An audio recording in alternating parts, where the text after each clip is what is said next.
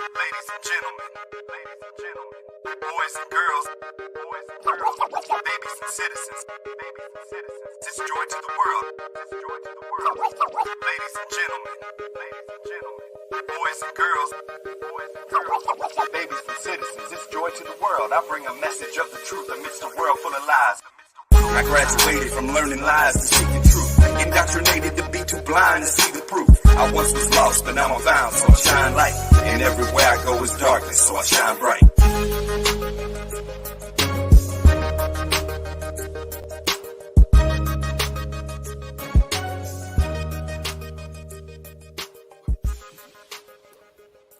Teach me to do your will, for you are my God. Let your good spirit lead me on level ground. That was Psalm 143:10, and this is Uncommon Ground back again for episode 39. Tonight we're taking an ancient look at ancient cultures and their ancient beliefs, and we're calling it Ancient Worlds. And I'm joined for the project with the guy from Kingdom in Context. Thank you for being here, Sean. What's up, WesBlaze? Great to be back again this week. Episode 39 of Uncommon Ground. This is season 2. If you're not subscribed, hit the subscribe, tap the bell, be notified. We're excited to get going. It's going to be a fun episode. Thank you. Yes, sir. For technical reasons, for lack of better words, I'm unable to be on camera tonight, but we got a couple guys going to join us here shortly that will be. And, we've spent the last couple months in our episodes exposing the world's space agencies and their fraudulent endeavors and the expensive and massive hoaxes that they perpetuate on the masses, and just eviscerating NASA and the godless theology they propagate through their trickery, right? So tonight we want to take a look at the history of cosmology from throughout time and across the plane of the earth, to compile a resource for you, your friends, and family to see what was well established and what was universally tested and accepted by nearly everyone for thousands of years. And we'll also kind of compare the discrepancies between the cosmology that they've presented and what was preserved in history versus what the Father has designed and explained in his scriptures. That's right. Yeah, but before we do, let's shout out some of our brothers and sisters who continue to show up and show support. We love you guys. Yeah, it's amazing. Are you talking about from the live chat? Or yeah, if you would. Yeah, you see anybody you recognize? Well, Country Dad's back. Howard Sanford. Those are always a blessing. Eric Shoemaker's back. Tyler Porter. What's up, brother? Daughters Crafted In. L. Wilkins 25 is back. GR Cleve. James Apple. Paul Curto. Country Fun is back also. Tracy Jones. Ebba Vigil. So many awesome familiar names. Miss Marsha's here. Jacqueline Green. Yeah. And a big shout out and thank you to Josiah Van Loan for the super chat. He says, right. Thank you, Sean and West. These studies have been a huge blessing to me and some family members who've also woken up to these amazing truths.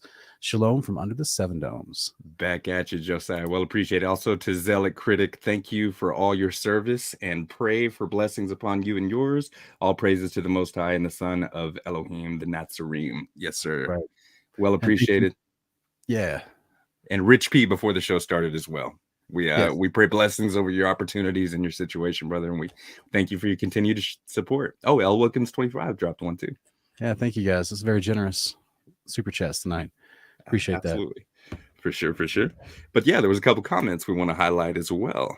Absolutely. We have some wonderful, encouraging comments on our shows. So we do. Catherine Ken. Yeah, she says, my love and hope goes out to your ministry. You and Sean have led me to a changing in my heart.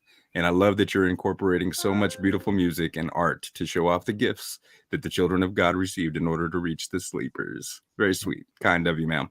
Amen. You, family.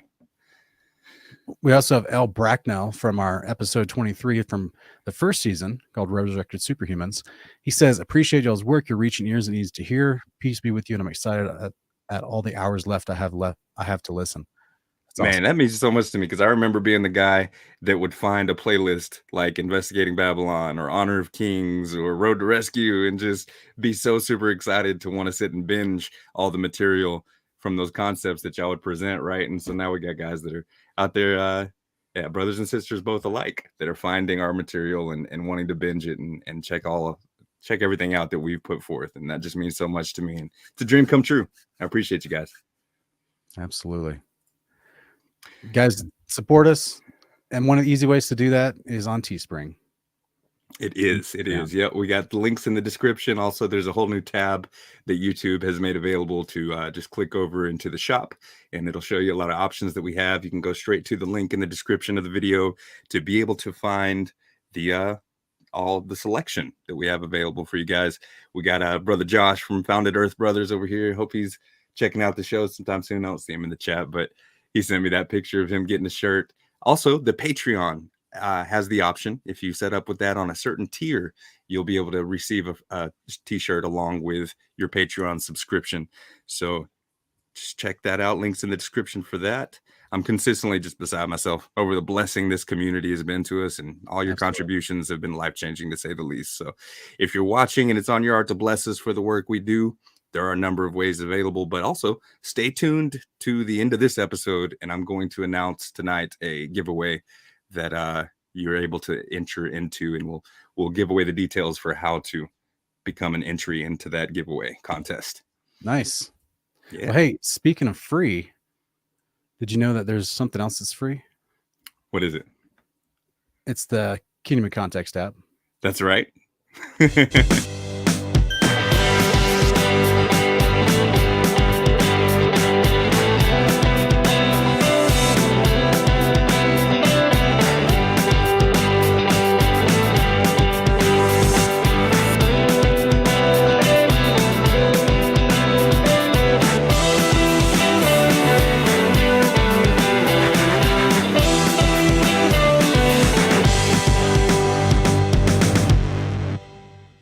Absolutely. You guys go into your Google Play Store or the iTunes, and where what's it called? The iTunes store? The Apple Store. Apple Store, yeah. Check that out, guys. There's links to be able to download the Kingdom in Context. Just type Kingdom in Context in the search bar, and like Sean said, it's a free app, and that is a way. If you go ahead and explain what does that help with? Yeah, that helps us reach you whenever YouTube or any other people, these social media tech giants, get all sideways and start acting crazy, trying to censor information or bring up erroneous or strikes that are not truly justified or valid or whatnot, and try to restrict our content through censorship. The censorship season is upon us because it's election season. So I just got off of a 7-day strike on my channel. WesBlaze, you just got your Messenger of the Most High channel back, right? No, I created another one. Oh, you had to I go. lost my backup channel.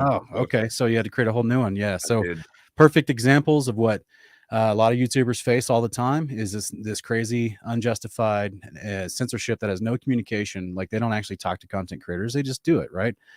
Because they're a mega billion corporation. They feel like they have the power. And so if you download this app, you actually get notified when we go live, no matter what platform we're ever on in the future, or if we're on multiple platforms. We also have we're doing a giveaway actually on our app as well, where we have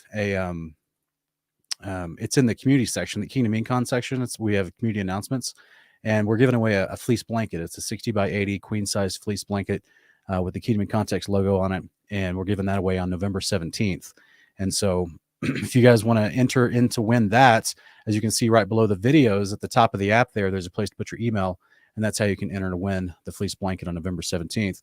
But more than anything, it just, we also, as you can see, WesBlaze channel is being highlighted there, Take on the World TV. We have a section where I can also recommend and highlight other people out there that are preaching the good news and doing it with fervor and faithfulness.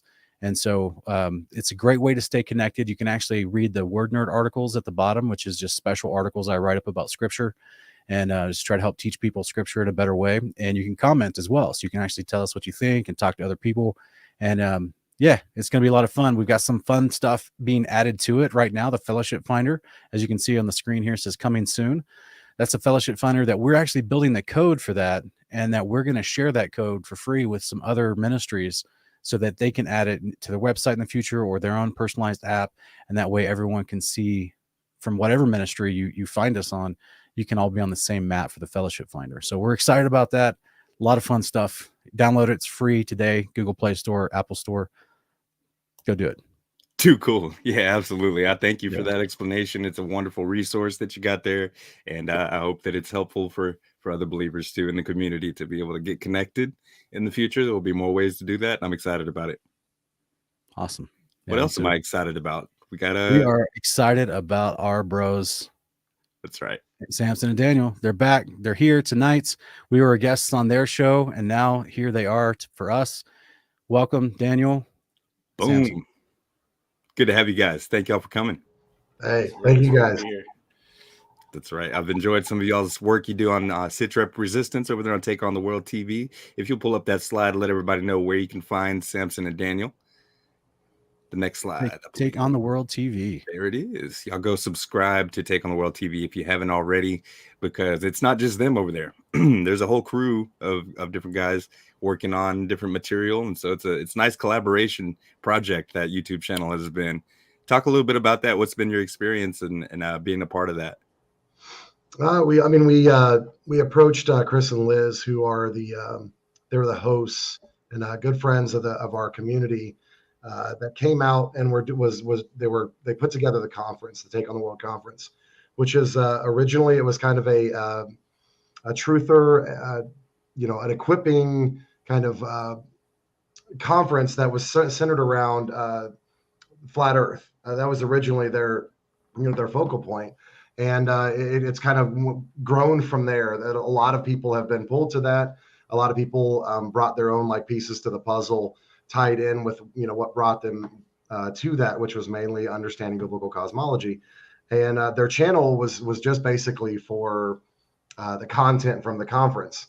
And we approached them one day. There was a whole group of us, and we're like, "Hey, we all have our own things that we're doing on YouTube, but we want to come together and build this channel up." So we went over to they said, "Yeah, go ahead, take the reins." And so we went over there and we just started doing our content, and everybody started loading up. And currently right now there's roughly one show a night for every day of the week. And we're planning on having more people come in.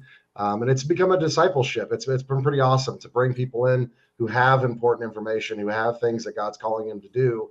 And they just didn't know how to do anything. They didn't know how to use the service, how to use StreamYard, and we offer that to the creators and let them get a hold of it, start uploading content, and get their stuff out there. So it's been really cool. I've really enjoyed working with Chris and Liz and being over there at Take on the World TV.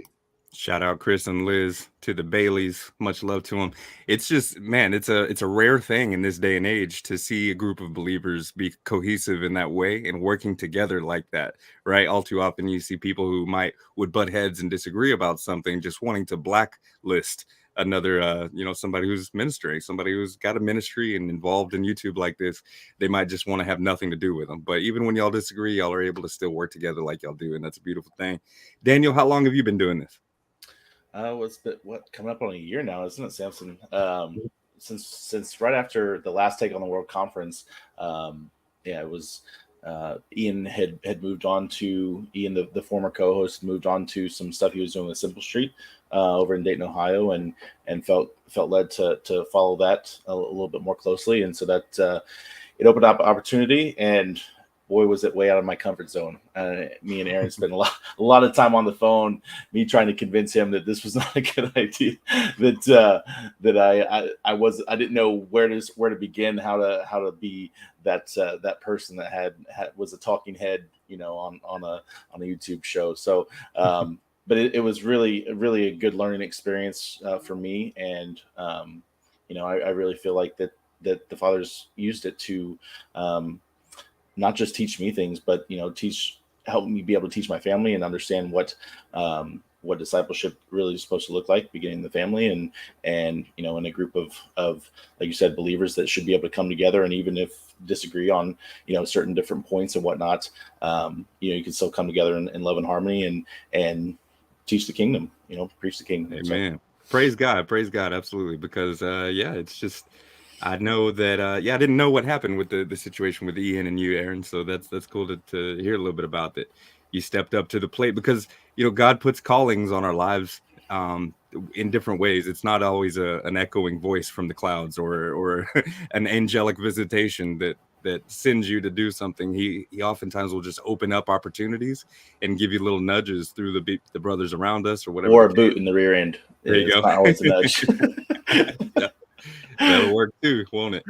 Yes, sir. So we're glad to have you, man. You're a bright and shining light, and I just I want to encourage you, and I want to let you know that you are welcomed, and we'd love to have y'all any other time on here if y'all want to. But Absolutely. Otherwise, we have some fun stuff that we want to show you guys as well as the audience, because our brother Nick over at Funky Monkey Painting, shout out, he just had a baby not too long ago. Y'all pray some blessings over his family, baby Levi. And he's been hard at work still for us, working on this project, and I'm really excited to show you what he's got done so far. If you could cue up that clip, Sean.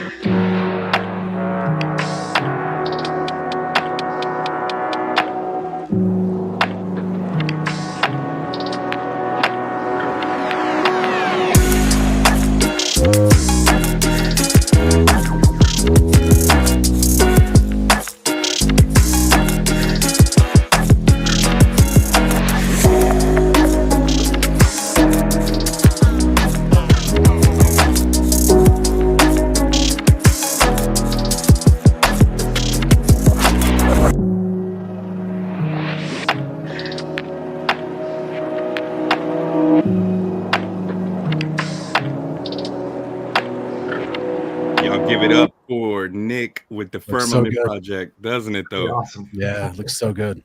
We're looking at some Tartarus action is new. Yeah. Right. We've seen a little bit of Sheol from some teasers before, where he's got the little light, right? He's got an LED in there on one side, the righteous side of Sheol, aka Hades, right? And he's got that light is representative of the bright spring that we see on the righteous side in Abraham's bosom, right? Quote unquote.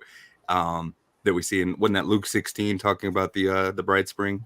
Yeah, 19 through, well, it's Enoch 22 verses 1 through 6 talks about the bright spring on the righteous side, but then there is a spring of water mentioned, as well as a great chasm with two separate sides mentioned in Yeshua's parable in Luke 16, 19 through 41.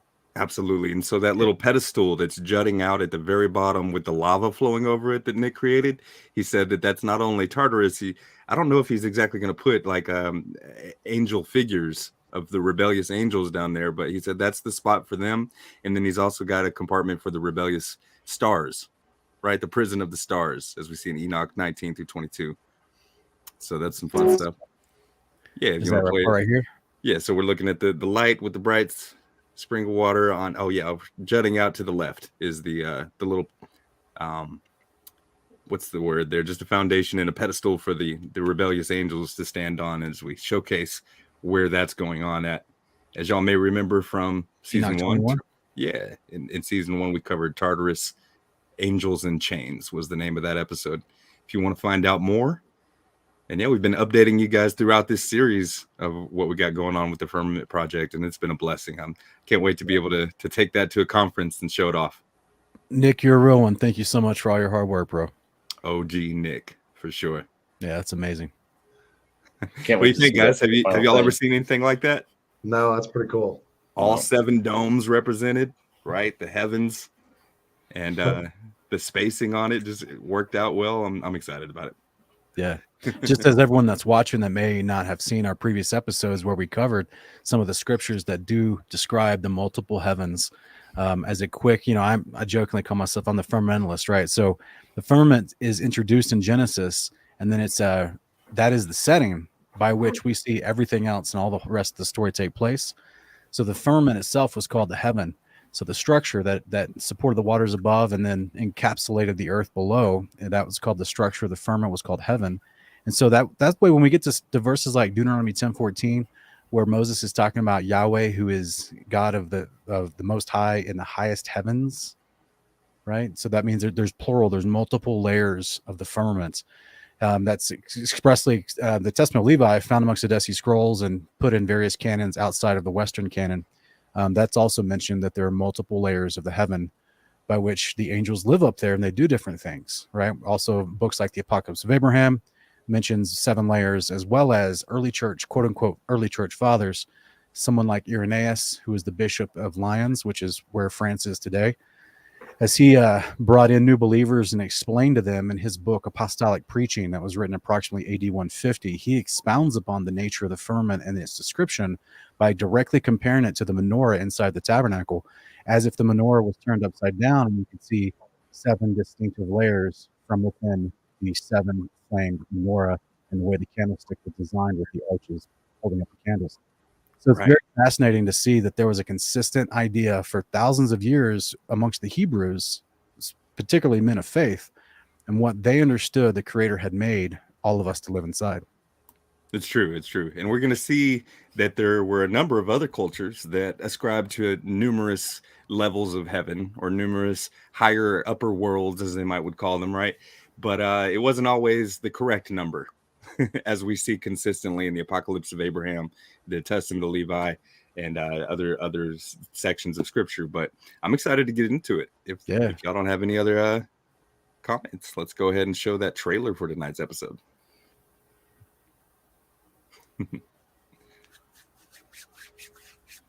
Looking forward to it. There is absolutely no basis at all for thinking the world is flat. Nobody in human history, as far as I know, has thought the world was flat.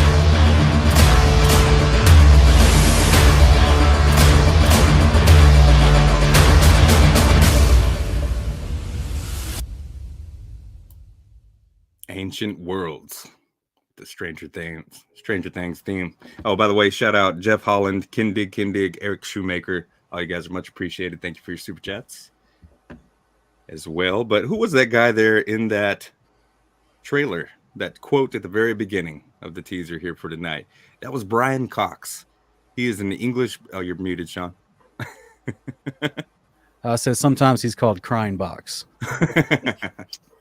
He is an English physicist and former musician, a lot like Bill Nye or a Neil deGrasse Tyson, who were just actors, right? But he's a musician over there and a professor now of particle physics in the School of Physics and Astronomy at the University of Manchester, and the Royal Society professor for public engagement in science.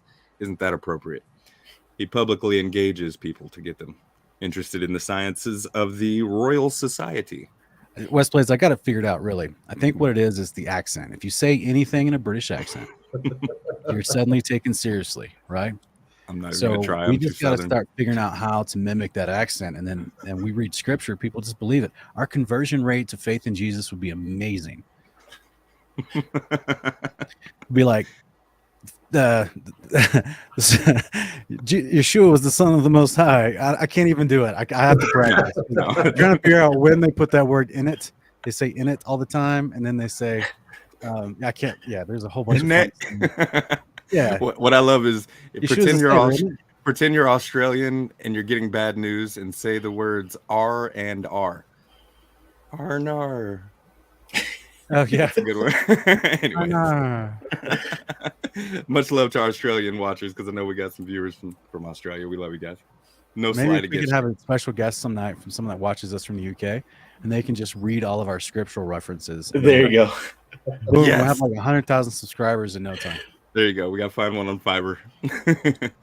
But the quote again, in case you missed it, Brian Cox, British physicist, says, "Nobody in human history, as far as I know, has thought the world was flat." How can that be? So he just revealed he doesn't know much. Well, obviously, the bar for becoming a physicist is you just have to have a history and a musician, right? So, I mean, I'm a former musician. What do I got to do to sign up to be a physician? Or a physicist? For real. It only takes about like 2.5 seconds of Google history search, and you can figure out that most cultures in the past thought that the Earth was flat. So almost all of them, right? That's what we're going to see. What were you going to say, Sean? I was going to say not just flat, but enclosed with the firmament, with the typically some sort of structure. Real quick, big shout out to Jeff Holland for the super chat. Thank you so much, and also Miriam New for your super sticker. Thank you so much, folks. Well appreciated. Yeah, absolutely. Nonetheless, this theme though, and even it goes without saying that when you hear postulated and regurgitated all too often, they'll say, "We've known that the Earth was a sphere for thousands of years." Well, those same people would insist that civilization and history and knowledge has existed for longer than just a few thousand years. So that goes without saying that the Earth was something else other than spherical in the minds of men for all of eternity before that. So even when they say that, well, we've known it was thousands, a globe for thousands of years, they're implicating, and by default, that it was not a globe, and in consensus before that. So we're going to see that with some visuals tonight, and check out some different sources. Some of them I tried to find some of those quote unquote reputable sources like encyclopedias and whatnot to see the commentary that has been recorded by the scholarship available to us. Let's first look at Egyptian cosmology. Are you able to read what you see there, Sean? Yeah, according to the cosmology of ancient Egypt, the world was once a formless, chaotic expanse of primordial waters. Oh, that's interesting. Sounds like Genesis 1-2. Personified by the god Nun, which is interesting because in the Hebrew, the word Nun means seed. From this, it is the first god emerged. Among them was Geb and Nut, who formed into the earth and the sky, respectively, and they gave birth to a multitude of other gods, such as Osiris, Isis, and Set. The most important god in ancient Egyptian cosmology was Ra, who was the god of the sun, the giver of warmth and life. Every day he travels to the sky to his solar ball, which is considered the boat of Ra. Oh, by the way, I don't think it's any coincidence. The boat of Ra used to be called the boat of a million years. The boat of a million years. You're a little off in the distance, Sean. Your mic's fading in and out. That's unfortunate. I'm right in front. You're better now. So we basically, recognize some of those names, don't we? Yeah. I mean, we're gonna, as we express more of the ancient culture's cosmology, you're gonna realize where modern day astrophysicists and educational institutions get some of these terms. They did not make these terms up; they pulled them from ancient cosmology. So after the sun sets, it enters into the underworld, the domain of god Osiris, and has to undertake a perilous journey while being pursued by a monstrous serpent, Apophis, who threatens to devour the sun and return the world to chaos. Okay. So yeah, just if we probably have a lot of people in the audience that are familiar with your Investigating Babylon series. If not, I definitely recommend it. But furthermore, we'll get into more of that type of those themes and concepts in this show as well later on this season. However, if you did see episode 23 last season, we talked about the Beast of the Pit, and you may recognize that name Osiris as being the Apollyon, Asher, Nimrod character, Gilgamesh, that is the king of Babylon and Beast of the Pit. However, I don't know that we've talked about on this show that the Egyptian concept of Ra, which, by the way, in Hebrew, the word Ra means evil, right? That's right. And so Ra is their embodiment and understanding of who the Satan character was, better known as Zeus to the Greeks. Yeah, that's right. And it's very fascinating, actually, how this particular depiction of the sky, of Nut, the female goddess of the sky, actually has Ra above the sky. So when Rob Skiba a few years ago sent up that weather balloon, and he went up to 100,000 feet, and you start to see how the blue atmosphere of the daytime suddenly starts to become black. And it's now modern day science will describe that as well. All the oxygen which scatters the blue, they call it Rayleigh scattering, where it scatters the blue from the sunlight, and that's why it's actually the atmosphere looks blue closer towards the ground, because that's where approximately 19 to 21% of the oxygen layer is closer to the ground, while all the other noble gases actually fly up above it. Which that's a whole nother conversation on why that debunks the global model. But they'll say that layering of blue, that's why we see those weather balloons or those high altitude balloons that are sent up with cameras goes above the blue. Right. So that's where I try to postulate in my series that Ra's boat of a million years is, I don't call it a boat, but it's his sphere, its home, where he's actually staying is actually very, very high up above that oxygenated blue layer in the atmosphere. Okay. Which is perfectly depicted in Egyptian cosmology. Gotcha. Whereas the real firmament, the actual vaulted dome of heaven, would be depicted above this graphic. Yeah, much higher in than reality. Yeah. Understood. Wow, I got it. Okay, makes sense. Yeah, and it's just it's intricately connected in a lot of these ancient cultures, that their cosmology was woven into their theology and the mythology of their pantheon of gods. Right, because a lot of times the concept of the firmament or the sky or the underworld was embodied by a deity that they would appoint. So it's interesting stuff, but we got so much to cover. I can't spend too long on it. But yeah, Sumerian kind of you got Mesopotamian, right? And that kind of embodied Egypt. Sumeria was the southern tip of the Mesopotamian region, right? Yeah. As far as if you're looking on a map, Assyria would be more northern, like in modern day Iraq, and Sumer would be more southern, which is where ancient Chaldea was, more towards the actual Gulf. There you go. So this is Middle East. If we had to do a 3-hour episode, I was going to do an intermediate slide between each of this just to show you which part of the world on the flat map that it was, but we're going to skip that part tonight. We'll kind of mention it in passing. However, Sumerian cosmology says ancient Mesopotamian civilizations, such as the Sumerians, envisioned the world as a closed dome surrounded by a primordial saltwater ocean. Namu, or Tiamat, is the name that they gave of that ocean. The three heavens, the seats of the constellations, younger gods and elder gods, along with the underworld, enclosed the earth proper, which was flat, supported by pillars rooted in the underworld. Sounds familiar? And surrounded by another saltwater sea on all sides. Underneath it, there was a massive reservoir of fresh water, personified by the god Apsu or Abzu. The world was created after the god Enlil separated An, which is air, from the earth, Kai. We obviously don't believe that. We don't perpetuate that, but this is what the Sumerian culture believed from about how long ago would you say, Sean? If you had to put it. Yeah, this is Tower Babel. We're talking like 4,200 years ago. Tower Babel days. No, 4,800 to 5,000 years ago. Yeah. Right. Oh, by the way, shout out ASAP Preaches in the chat, and congratulations to you on your YouTube plaque. That's big moves, brother. Good to see you here. Thank you for coming through. Oh, wow. That's awesome. They actually gave him one. They did. Yep, for being a Christian rapper. Could you imagine? Wow. I love it. Very cool. What were you going to say? I was going to point out a couple of other things that I started seeing as commonalities. Of course, pillars is something that will regularly pop up in all of these. But you talked about the primordial ocean. And most of these, just like in the Hebrew text where it talks about like the tohu abohu, where there was chaos, right? You said that this in the Sumerian was named, was it Namu, but also known as Tiamat. Tiamat is known as a multi-headed dragon of chaos. So there's another tie-in. We're going to keep seeing this redundancy of the world serpent through almost every single one of these. Also the primordial waters, the pillars, and there's another major thing that's going to pop up. The dome is one of them too. But I don't know what all slides you have, but I got some pretty cool things that I studied in the Chinese and in the Nordics. So I'm interested to see what you got.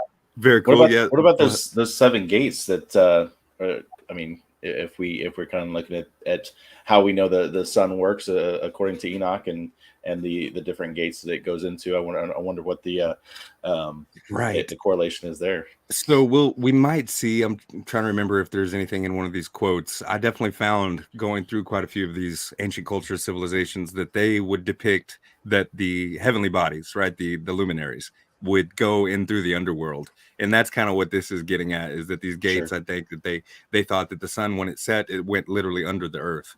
Sure. And we wouldn't ascribe to that. We know that they're in heaven in the layers of the firmament above, and that they don't go under the earth at all. But that's Right. what they believed consistently. So yeah. There's an interesting correlation there.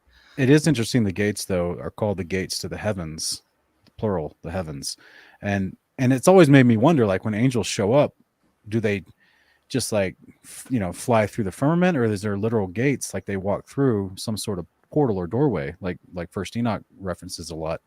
And if that's the case, it would make sense, if you're building a big structure that needs to have some sort of air pressure, which we have to have air pressure to live in our enclosure. So obviously their bodies can disappear and reappear as angels.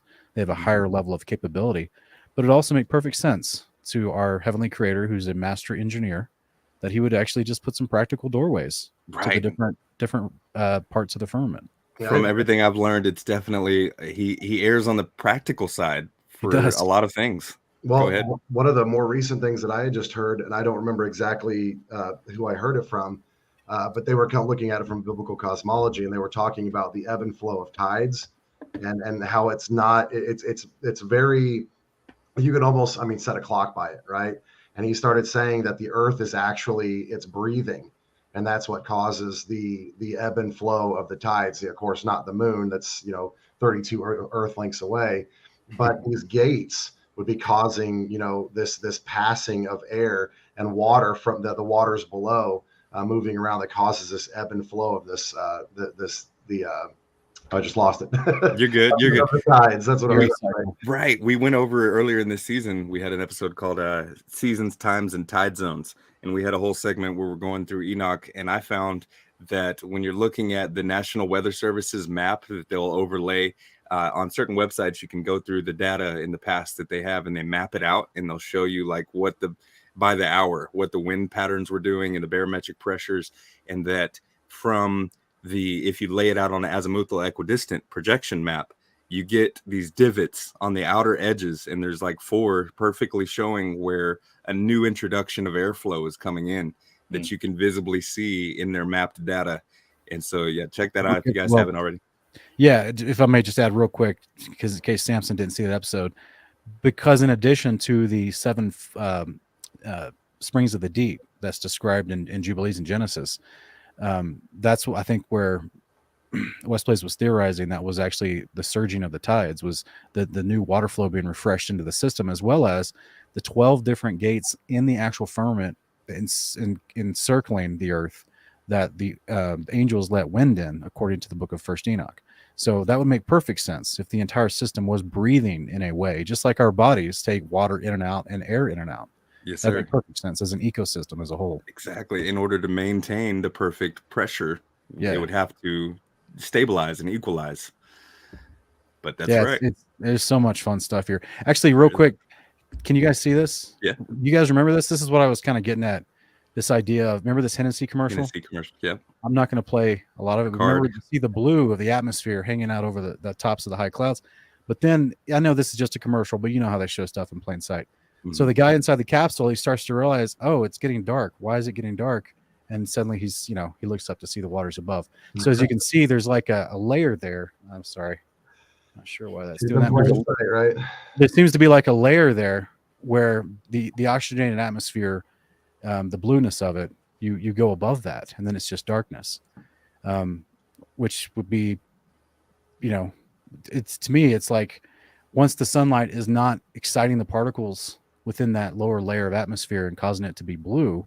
That's why at night, when you look at the moon, the darkened spots in the moon are no longer blue like they are during a daytime moon, but now they look dark and black.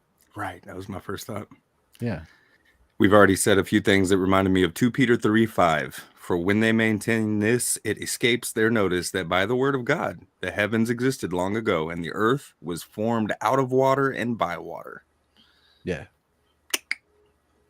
So water surrounding it, we see that as a consistent thing in these different cosmologies. Mr. Daniel, could you read Mesopotamian cosmology, please? Yeah, absolutely. The ancient Mesopotamians regarded the sky as a series of domes, usually 3, but sometimes 7, covering the flat earth. Each dome was made of a different kind of precious stone. The lowest dome of the heaven was made of jasper and was the home of the stars. The middle dome was the heaven made of sagilmut stone and was the abode of the Ijigi. The highest and outermost dome of heaven was made of Danitu stone and was personified as a god of the sky. We're going to give you all the hard one. Yeah, Karen Ray from Daily Life in Ancient Mesopotamia. You Sean flew wanted right the through break that. of the heart one. Yeah, we're giving you those tonight because you flew right through it like a pro. He did. So, like I was saying, Sumerian, Egyptian, these were also considered Mesopotamian territories. However, you type in different buzzwords and Google's going to give you more specific results for whoever wrote the articles, right? And so this particular lady wrote this book where she's talking about that the skies were regarded as a series of domes. And that brings up to the point to me that when we are trying to describe that there's multiple heavens to believers in regarding to biblical cosmology, that we'll try to say, well, the definition of the heaven being a firmament is consistent. That yes, there's at least 3 heavens, right? We agree with you on that, but that each of them are a firmament vaulted domed structure. And it's just interesting to me that this particular Mesopotamian group regarded the heavens as a series of domes rather than just one dome and then some other definition for the heavens above that. Hey, I'm having a brand new thought, guys. Never before had thought. We were talking about the firmament, and we were looking at the different depictions here. And the previous one, the Sumerian one, had the doors to the heavens. Mm-hmm. What if the actual firmament itself, and and this one's describing like what these different heavens are made out of. What if the actual firmament itself is designed in a way where spiritual beings cannot pass through it like they can pass through concrete or wood? Because think about it, Wes. Here's why I'd say that, and it's just a theory to everyone listening. Where this could be, if you can disprove it, please do. The unclean spirits, it traps them here. Sure. We know from Enoch 15 that they're relegated to the earth. They're Because not think able about, to. Yeah. like someone in the chat mentioned Jesus, walked through a locked door. Yes, it's John 19, John 20, and John 21. We talked about that often. And he had a resurrected body made like the angels. He's able to do like what angels do. They disappear inside rooms and buildings and stuff. Like it's nothing like they can pass through walls. We get that. But what if they can't pass through certain types of crystalline structures? Yeah. And could this be the reason why the firmament has to be literally rolled back like a scroll and opened up in order to bring down all the warrior angels and the New Jerusalem? Yeah. Instead of just, God just having them all just Dematerialized through the structure and come down, he literally has to open it up. Yeah. This is something that I've thought of too when looking at what the like modern occultism or whatever they have this fascination with crystals and healing properties of crystals, and it almost from their perspective has a repugnant thing to evil spirits. So that's one thing I've looked at. The other one was when I ran a paranormal group, we started doing some investigations about, ghosts and spirits and things like that. And one of the things that I found is there's like these water spirits and stuff like that people talk about. But I found that there was a lot of spiritual entities that won't cross water, and they tend to be like more malevolent spirits, like demonic spirits. And I was really like contemplating that through. And then I started looking into like these areas of where the principalities at, and like things like the Euphrates River drying up, so that these like principalities can move over these locations. It's like they're bound by the water.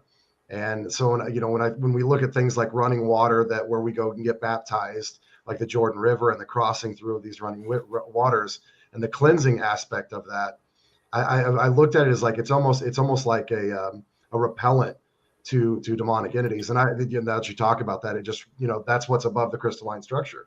Right. Fascinating.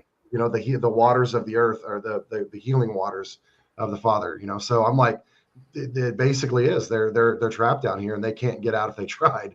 So yeah, very thought provoking, because Sean, I've heard you and Ken talk about like Matthew 12:43, Luke 11:24, where it says that the unclean spirit Christ casts out, it goes out of a man and it passes through waterless places seeking rest and does not find it. So there could be something there. First Enoch 15, it talks about the unclean spirits and how they hunger and they thirst. Yeah. So it just makes me wonder. We've already discussed the idea that angels have beings like water, and someone in the chat said that where'd he go? He said B Green says it makes sense. Wait a minute, water angels have water spirit, but he also said the firmament holds water back. Yeah. So if unclean spirits are some nature of a perverted form of an angelic body made of Ah, water also, it makes sense that they need actual doorways to get through the firmament. Yeah. If you look at the demoniac, when Jesus approached the demoniac, and they said to him, they said, cast us into the pigs. The pigs had enough sense to run into the water. Yeah. Right? They jumped off the cliff and fell into the water. Why? They were trying to cleanse themselves of the demonic presence, from what I look at it as. okay. I Yeah, hadn't it's thought of it that way before. Yep. Anyway, sorry to derail, guys. Just a No worries. fresh thought, and I'm sitting there thinking, like, why would there be actual doorways to the firmaments? But maybe there's a practical reason. Maybe it keeps. God knew there would be some unclean spirits here that needed to be kept here. Like an Exactly. accountability system of like the bouncer at the door, right? Like no, you're not getting through. Yeah. If you look at it deeper, you have like Jacob's ladder, where he goes to a place where there's like a portal kind of thing. Maybe it's just a doorway where he's seeing where the angels are ascending and descending through that one, opening. Yeah. It's not like There they're you go. flying through all of the, the thing. They have doors that they come through. Yep. Could be. I know you guys, Sean and Ken, y'all had done Honor King's episode on Ascension of Isaiah, but I can't help but think of, and just for the record, we know that book may contain some truths, but it's on record that a historian said that book had been manipulated by people that were against it. Nonetheless, so there was a password that had to be said to the angels at each level of the heavens in order to ascend to the next heaven. Yeah. Well, could be completely fabricated false information, but fun to think about, no less. Bouncers at the door of each firmament. What's the password? And wasn't the password Jesus Christ or something? I want to say it was. He's got a velvet robe. Yep. I love it. If there were a password to ever get up through the heavens, it would be Jesus. That's funny. Cool. What's the next slide we got? If you would read this one, Mr. Aaron, please. Sure. Babylonian cosmology, the upright central line is the polar axis of the heaven stage. Pyramids represent the Karth, the upper being the abode of the living. The Kurth, okay. The upper abode of the living men, the under one, the abode of the dead. The separating waters are 4 sins. The 7 inner homocentric globes are respectively the domains and special abode of Sin, Shamash, Nabu, Ishtar, Nergal, Marduk. I'm starting to hear some really familiar names here. And Ninib, each being a world ruler in his own planetary sphere. The outermost of the spheres, that of Anu and Ea, is the heaven of fixed stars. William Warren, the earliest cosmologies. How about that? Yeah, I had to do a little thing where you have the phone read an old manuscript, and so it'll copy the text off, and so there's a couple spelling errors in there. Apologize about that, but yeah, we do see some very familiar names. This Babylonian is similar to the Egyptian Mesopotamian cosmologies, as well as their pantheon of gods, because we saw Osiris, which is Marduk, right? Or Shema. Osiris. Yes, my understanding, he was Marduk, but there was a couple Marduks, right? I've gathered that too. But then Nergal, which you were the first person and only person I've ever heard to bring that up and mention that and make that connection that Nergal would be Hades, Mercury, and Anubis to the Egyptians. And also within Akkadian and Babylonian cosmology, they also refer to him as Era, E-R-R-A. Okay. But I think it's fascinating. It says the abodes of Sin. Did you guys realize that they had a temple to a god named Sin? Yep. Really? Yep. Isn't that crazy? Yep.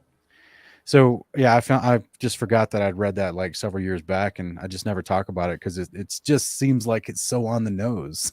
It's just like you literally have a temple where you're worshiping a false god named Sin. Yep. It's amazing. But we see the 7 again, right? 7 homocentric globes, which would just mean, the spheres, the celestial spheres, as we often hear them called, that the dome of the heavens they believed would be like an entirely encompassing structure that some believed would go around the bottom of the earth as well, like the underworld. But yeah, I've got some for you when we go to talk about the Chinese, because they list 7 here. And there's some interesting tie-ins with what the Chinese culture looks at all of this. I don't know if you guys have gotten to see all this or not, but I'm chomping at the bit, ready to go. Right on. Yeah, it's said about Asia in the book of 2nd Esdras that in Asia you are partaker of the hope of Babylon and the art, and you are the glory of her person. So it's interesting that you used to say an Asian culture would have a tie to Babylonian understandings too. Yeah, Yeah, go. I can touch on it real quick. It's tied to Owl, which is the world turtle. And in the later lores of it, the myth claims that it carried 3 islands on its back, and that housed the abode of 8 immortals. So there's Okay. the 7 plus Ra, and where this thing was floating around, it was actually carrying. They picture like the world. You see the world turtle carrying the flat Earth, but Mhm. the myth of it is that it's actually carrying like a hovering city, and it carries the 8 immortals on it. So this ties to a lot of what Sean's been talking about in the investigating Babylon, as this kind of hovering city with the immortals based in it. And there's 7 listed here, and there's 8 in the Chinese. So I would assume that other one would be Ra slash Hasatan as the 8th immortal. Yeah, and these 7 gods that are listed here as the world rulers in Babylonian cosmology, to me, that's a correlation to the reference in Revelation 17, where it speaks of the first beast that came out of the pit as being of the 7, but he is the 8th. Yeah. Ah, how fascinating. Okay. And then you got Nurgle, Just which giving away a little bit of my Forward 2 series coming up, but whatever. which starts tomorrow. I saw a couple Starts people in tomorrow the night, chat episode excited 20. for that. I am too. 42 series coming up. Y'all tune in to Kingdom. It's on Kingdom in Context tomorrow. Kingdom Yeah, Cast. Kingdom in Context. Kingdom in Context tomorrow. Right on. So we got Greek cosmology here, and there's the next slide. But real quick, let's look here. This top story of heaven. They've named Olympus as the home of the gods, and Olympus is Mount Olympus, which Sean has identified as Mother Babylon. Right? That is right. Yeah.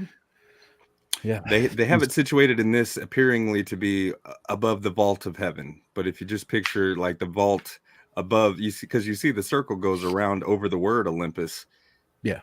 That would indicate to me that the Olympus that is labeled is underneath the dome. Yeah. So that's just like I try to express from Genesis chapter 1, verse 19 and 20, where it talks about the birds fly through the open heaven, the open firmament. So everything for my what I've gleaned from studying scripture about the firmament, everything above the mountains is the heaven. But there's the open heaven, which means the space underneath the enclosure, versus the physical structure of the actual firmament, which is also called heaven, versus the heavens above, the Most High, where the Most High lives on the heaven of heavens. Right. So to me, it makes perfect sense that they got the clouds and the vault of heaven here, and then Olympus is above the clouds, because that would be accurate for what I've tried to show with all the cultures that say that, like Sampson was talking about, even the Chinese, the top gods and rulers lived in some kind of floating city above the clouds. There you go. And if you look down at the bottom of this, they even have Hades, abode of the dead, which is the Greek word for Sheol for Greek cosmology here, and then Tartarus, which is the Greek word for the bottomless pit, abusos, right, of the abyss that the rebellious angels are hanging out in. And we've understood that the Hebrew word there that would have been transliterated from would be Abaddon. That's right. The area Tartarus. So Greek words there, but there's more on Greek cosmology on the next slide, if you would. And I'll go ahead and read. Greek mythographers conceived of the earth as a massive disk surrounded by a watery waste, the circular river of ocean, the physical heavens arched overhead like an inverted bowl. Heavens, plural, they say. And then I think that's supposed to be the edges of which were supported by mountainous pillars or held up by Atlas, the mightiest Titan, right? Giant. The Olympian gods lived somewhere above the clouds. Beneath the earth lay the eternally dark kingdom of Hades, a vast subterranean cavern housing the dead. Tartarus, a deep pit beneath Hades' main level, served as a prison for fallen titans and the souls of notorious sinners. And this was a quote from a book called Hesiod's Creation Story. Hesiod was a Greek poet from about 200, 300 BC, I want to say. You're muted, brother. That's nice. I've always wondered about the Atlas character, because it's like he's holding up this sphere, and then in the modern time they say, he's holding up the globe. The globe, yeah. But I'm like, yeah, that's not what they thought a sphere was back then. Right. So I'm like, they didn't believe the world was a globe back then. So what did they believe he was actually holding up? Right.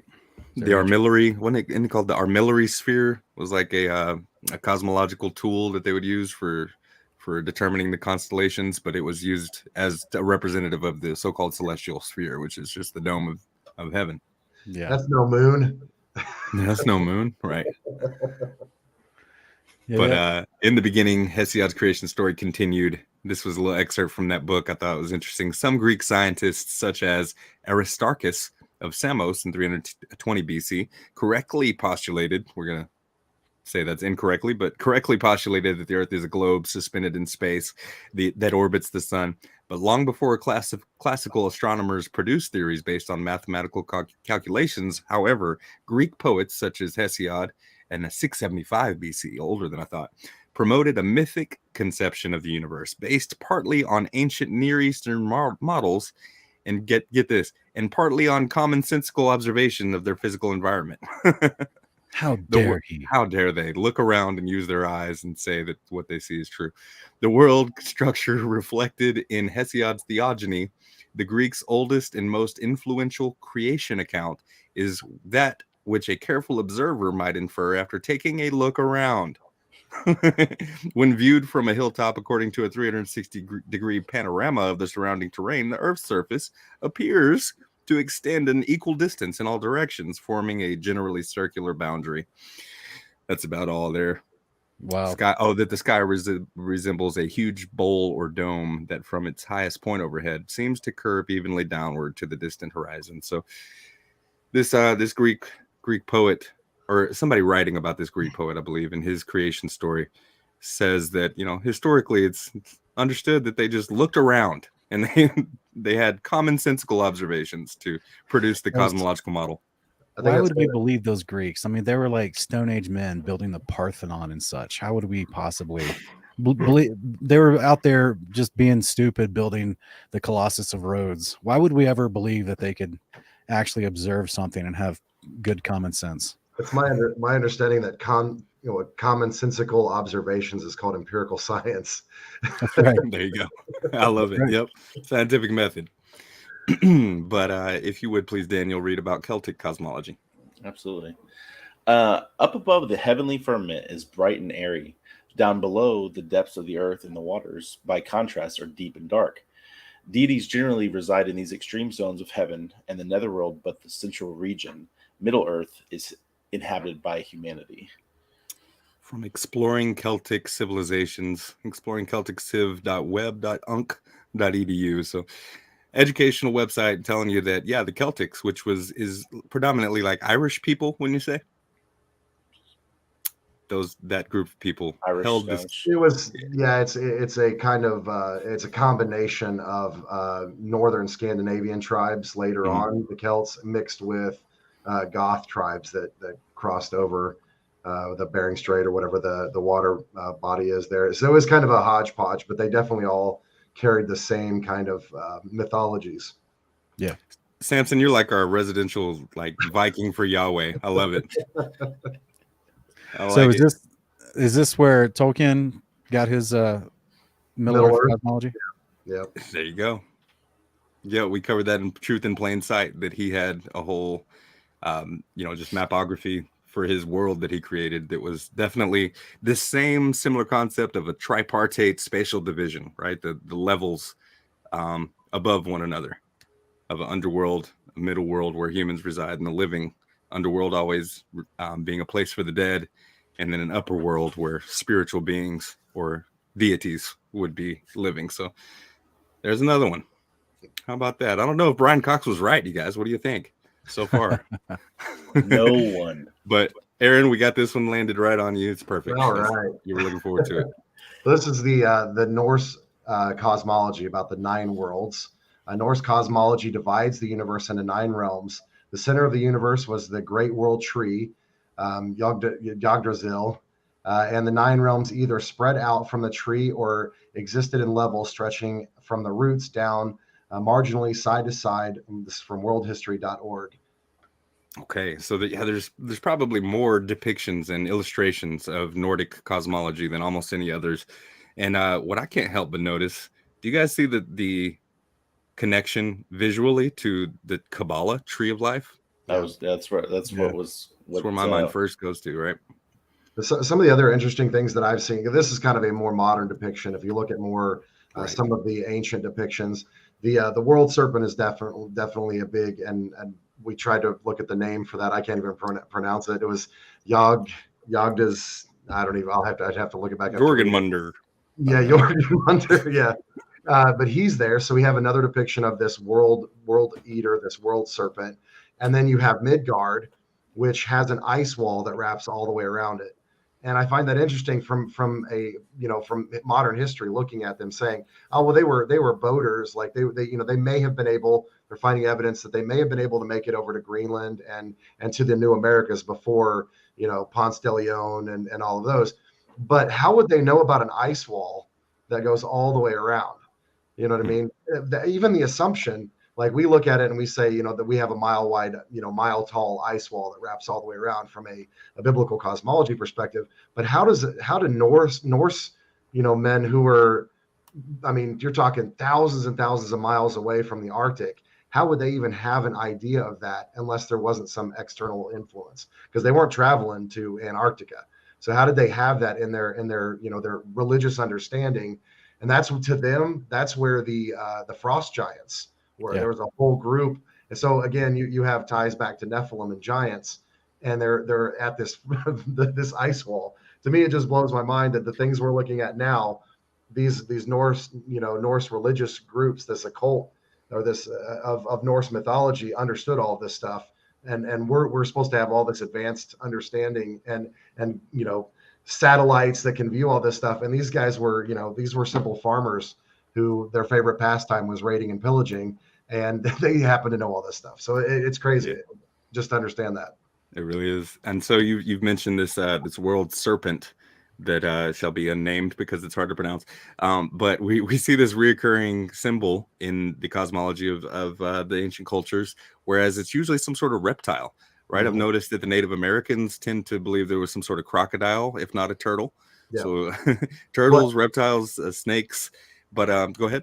I was going to say, so Ao that I was talking about earlier from the Chinese depiction, they say it's a turtle. Right. And then just like you said, when you actually look at the Japanese depictions of it, it's also known as bishi.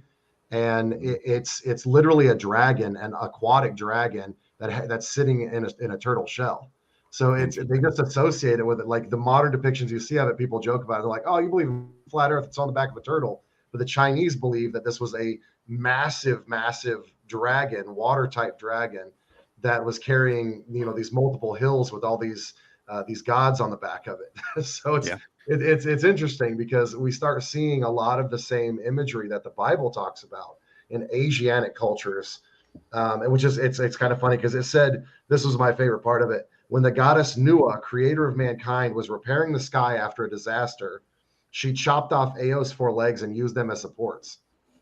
So now it's a legless serpent, which harkens back to Genesis.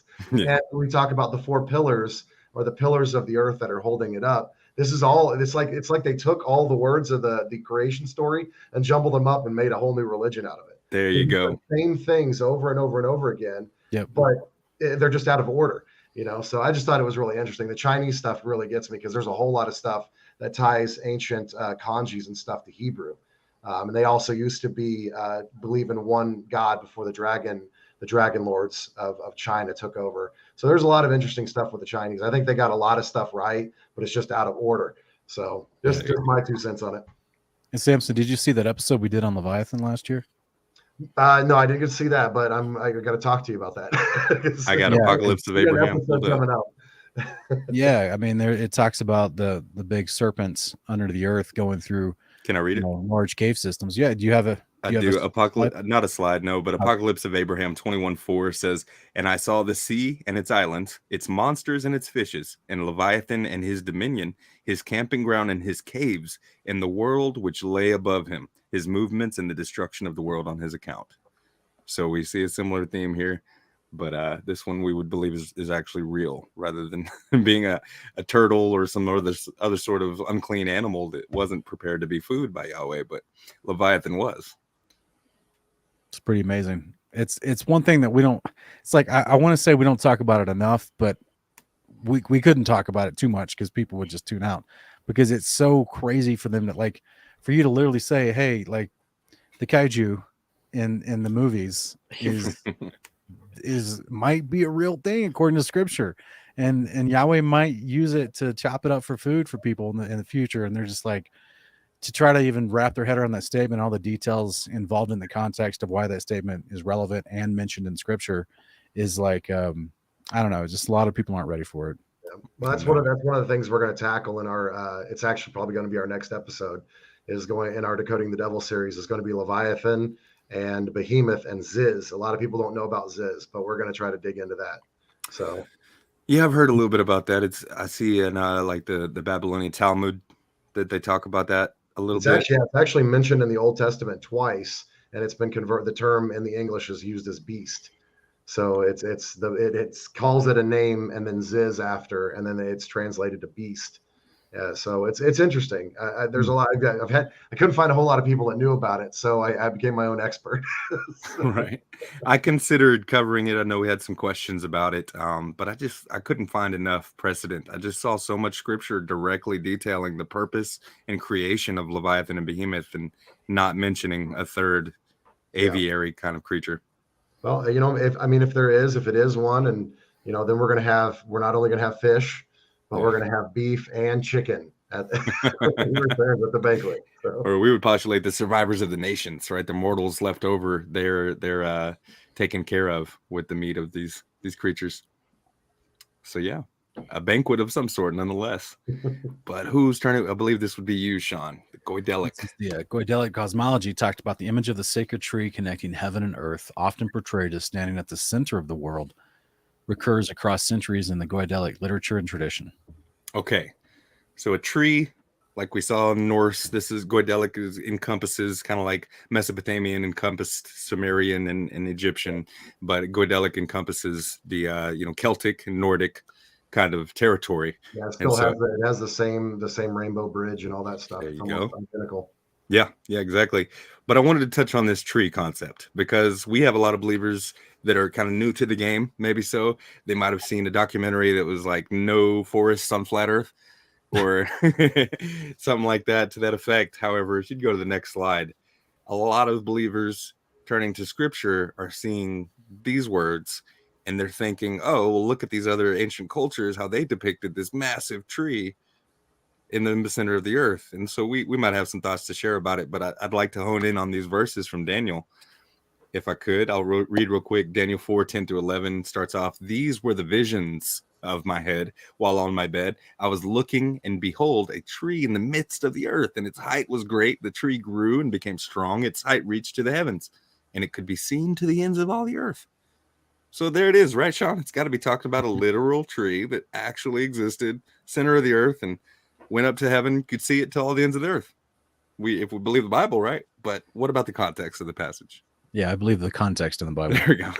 What else does it say? If go ahead and read this, Sean. The tree that you saw, which grew and became strong, whose height reached to the heavens, and which could be seen by all the earth, it is you, O King Nebuchadnezzar, who have grown and become strong. For your greatness has grown and reaches to the heavens, your dominion to the end of the earth. Okay, so yeah, there's more to it that it goes in and talks about in this vision how he sees it being cut down, the tree. And so then you got modern day believers saying, oh, okay, so yeah, there's massive mountains and these what do they call, like a mesa or like those tabletop plateaus, where they'll say that's clearly the evidence of giant trees like that. Whether or not trees that are much bigger than what we have today existed, that's beside the point. I think that what I wanted to hone in on here is that Daniel was describing a vision, and the tree was representative of King Nebuchadnezzar at the time. Yeah. Not an actual literal tree. It's explained to you in the actual vision. There you go. Yeah. So I hope that helps. Yeah. It's a good point. Back to you, Daniel, if you would get into Japanese. Sure. Now, in the age of the gods, the cosmos was physically divided into 3 distinct realms, each populated by different castes of magical beings. The heavens are purely divine, the earth is mostly mundane, and beneath the realm of man is a polluted and meaningless world of death and decay, only accessible by dark, damp caves or by death itself. From JapanDis.com. And just for fun, Daniel, go ahead and try out those ones at the bottom. If you want to, you don't have to. What is the Takama Gahara is the heavenly high plain, and the Ashihara Nonaka Tsukuni is the central land of the reed plains, and the Yomi Tsukuni is the land of Yomi, the underworld or the realm of ghosts. Whoa, whoa, whoa, whoa. We need to do a true Japanese accent here. When we say our Japanese words, you have to greatly crescendo in volume, and you say "Takamagura." So that way we can truly, our brethren across the sea in Japan can understand what we're saying and here. relate to it. Yeah. Well, I'm just I just reading the slide. I'm now hungry for some sushi. But anyways, that's besides the point. Hadouken. Nonetheless. Yep. So good stuff there. Yeah, that's the Japanese apparently also ascribe to the same tripartite spatial division. Oh, and look, it looks like a footstool. I was going to say this is one of the more the ones that one out of the illustrations have been more direct, to that understanding of it having like an actual structure with it's sitting on something, having like little legs, like a little coffee table, footstool type structure. But yeah, I did notice that right as you said that, Sean. I see it very much parallels the Babylonian version of it as well, yeah. Which is interesting. It does, yeah. Very symmetrical and geometrical, I should say. And then that temple, right, the ziggurat style high place that they would have in the middle of the depictions of cosmology for the Babylonians is now layered on top of itself, inverted. And they've called this in the Far East cultures, they call this Mount Meru or Sumeru.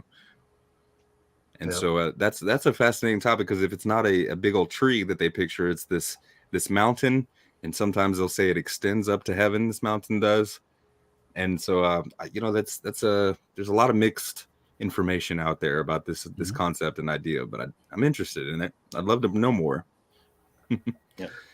This is you, Sampson. I know you were talking about, you've gotten both of the slides that were the cultures you wanted to touch on tonight. Yeah, the Chinese Taoist cosmology.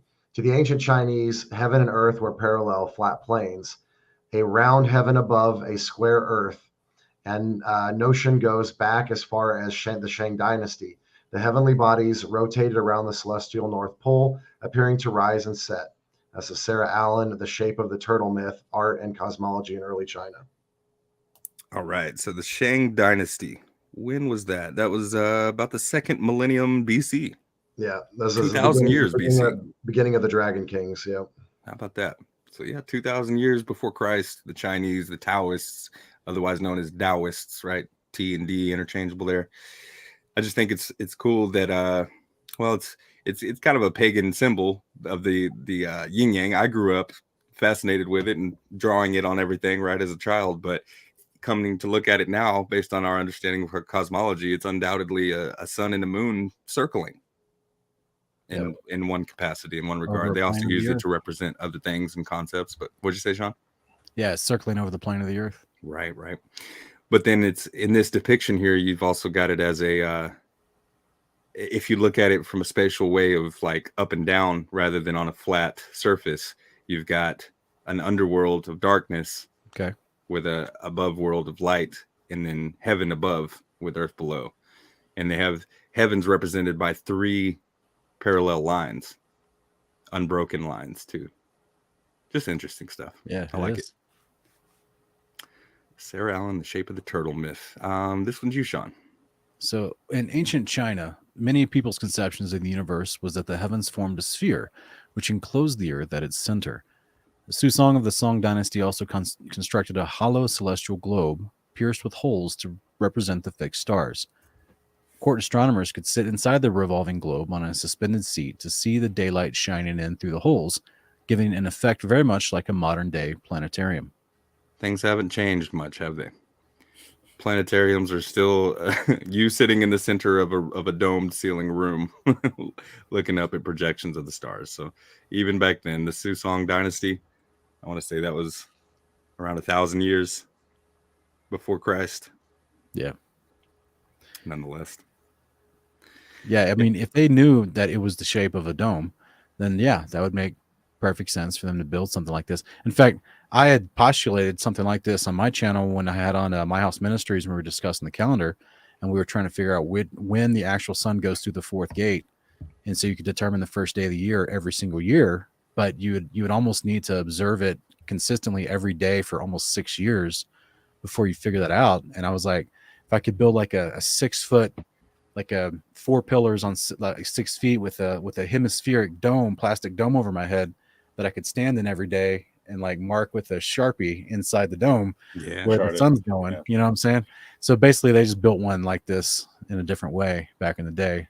I still think it's interesting, like on Susong's, his planetarium that he created here, if you actually look at where he sat at, he was sitting eye level, and he has to look at a flat surface. You can see how they have like the flat surface that's coming across there. So the only way you would be able to see it this way is if you were perceiving it from a flat plane looking up. So exactly. That's where his perspective is. He's looking like we would on a flat plane looking at the stars. Yeah, he basically made a miniature firmament model to sit inside of, or a really big one, huh? Yeah. So wild. One other quote I found on the ancient Chinese model of the cosmos, that it was called Gai Qian, and that meant canopy heaven. Those two Chinese words. That is explained in the Zhu Bi. In the 1st century BC, it differs fundamentally from the usual archaic conception of a flat earth with a hemispherical celestial vault like that of the pre-Socratic Greeks in the Chinese rivaling system called Hunqian. In the Gaiqian model, the heaven is thought to be flat and parallel to the earth. So you got these modern, and let's be honest, a lot of the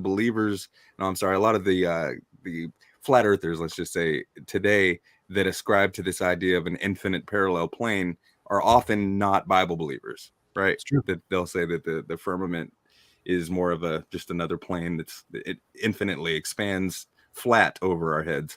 So right. I just find it interesting that this otherwise pagan culture also would ascribe to that in some regard. I think that has a lot to do with being the Taoist Chinese, is that everything was balanced. So that was the way that they built their foundation of their science and their religion. So if they had a flat surface that they were living on, then the surface above them had to be equal. This is their whole yin and yang. Really? But they approached everything with. So both their science and their religion, everything had to be balanced. It's where the ideas of alchemy and equivalent exchange come from. It's from their Eastern philosophies that cover all this. You can't have one without the other being equally balanced. So I see. Even if both ideas were contradictory. Right. But to me, that's just like, isn't that what we see injected into society as an actual control mechanism, is to create the confusion, and then amidst the confusion they bring about order, the order out of chaos concept. So it make perfect sense if whatever original founders or elders of the Chinese cultures came away from the Tower of Babel with that same philosophy, because that would all go back to Babylon. Sure it would. But I'll encourage you guys that the scriptures do they support the idea of ends of the earth, that the earth has ends, that it's not an infinite plane. And also, especially in the book of Enoch, we see the ends of the heaven, that the ends of the firmament directly above us do have a foundation and pillars of heaven that rest on the earth. Yeah, I think it's 1 Enoch chapter 72. It describes the actual circumference of the firmament being a circumference. So, which means it's round. Circle, yeah, circular. So it's interesting. Yeah, it really is. I think we were getting more into the Hindu. There we go. And this would be on whose turn was it to read? Maybe mine. Go ahead, please. All right. The Puranas present an elaborate mythical cosmography. The old tripartite universe persists, but it is modified. There are 3 levels: heaven, earth, and the netherworld. But the first and the last are further subdivided into vertical layers. Okay. So multiple layers of both underworld and heaven above upper world. However, so we would identify with that there is multiple layers of heaven, and that the underworld not only has one compartment for the dead, but that there's another compartment below that for unclean spirits, giants, and rebellious angels, right? But just a little mixed up. In this one, they have it sitting on elephants, which are sitting on turtles. And I remember reading that, depending on who you asked, some would say that there's just the one big turtle, and then others would say it's just infinite turtles. It's just turtles below turtles below turtles. Which I don't say we would ascribe to. I don't see any scriptural basis for this understanding. That's so weird. just a bunch of turtles on top of each other, like that funny meme of the little turtle trying to hunt the shoe.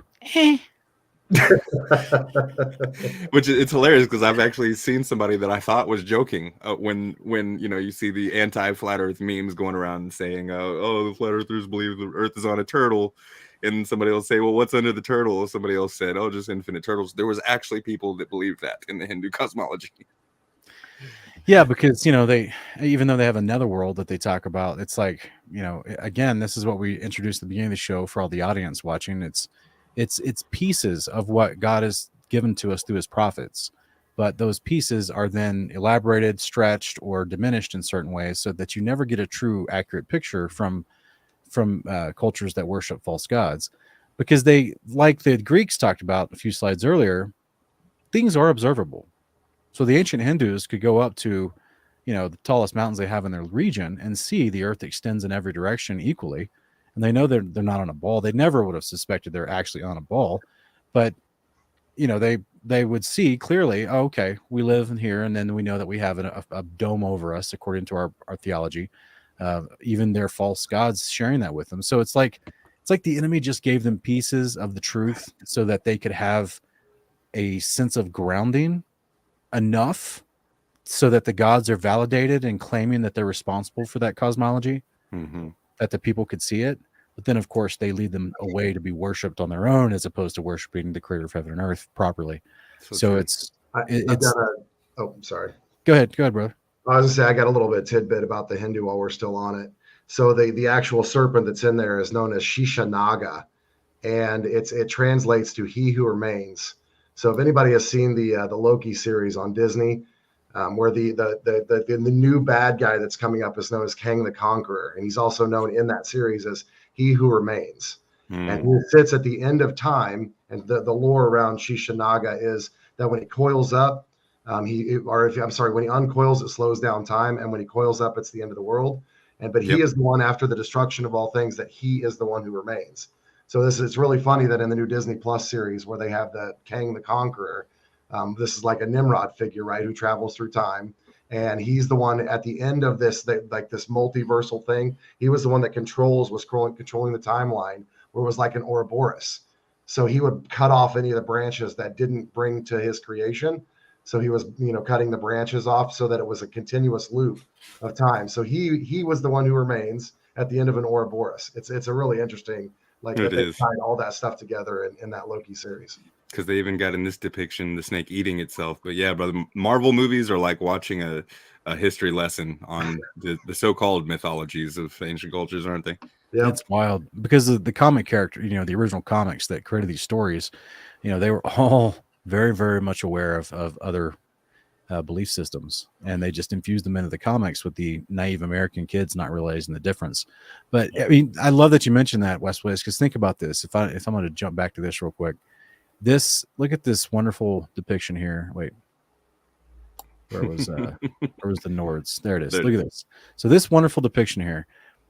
You're telling me, we've all, maybe most of us may have seen the Thor movies that Marvel put out for the last 10 years and some of the depictions therein, as well as the new Loki series. I haven't seen it, but I imagine it's got some of the stuff in there. Maybe, I don't know. But the point is, look at this and just think about what you saw in the movies versus this. Think if I'm someone that an amateur writer. I've got these books that I'm writing about the 100 years later with the flood of Noah.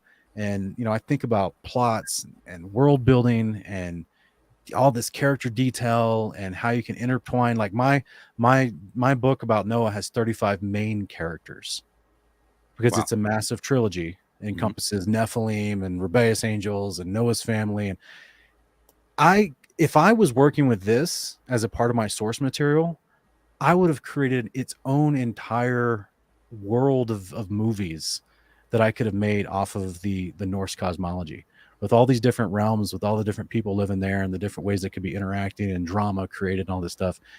So to look at what their source material was and then look at the movies they've given us, for me, from a writer's perspective, it's very clear to me that they don't care about it's not innocent, fanciful writing for the purpose of building based on a cosmology. It's directly attributing and putting in all these themes and streamlining a story to tell a certain narrative to glorify Ra and Osiris and the gods, because they have all this other source material they could have worked with, but instead they did certain things. They even added Talos in there in the first Thor movie, Sure. which is the guardian of Odin. So like there's all these ways they could have gone with it and built this amazing storyline from the Norse cosmology, but instead they streamlined it into this horrible story that's just a glorification of Ra, Osiris, and their automaton bodyguard Talos. Yeah. Fascinating. It's so connected. Yeah. And real quick, while I'm thinking about it, Sean, who would you say, like, you got Odin, Cronus is in there, I believe, too, and then Thor. Thor would be a representation of Nimrod, no? And then Odin is Satan?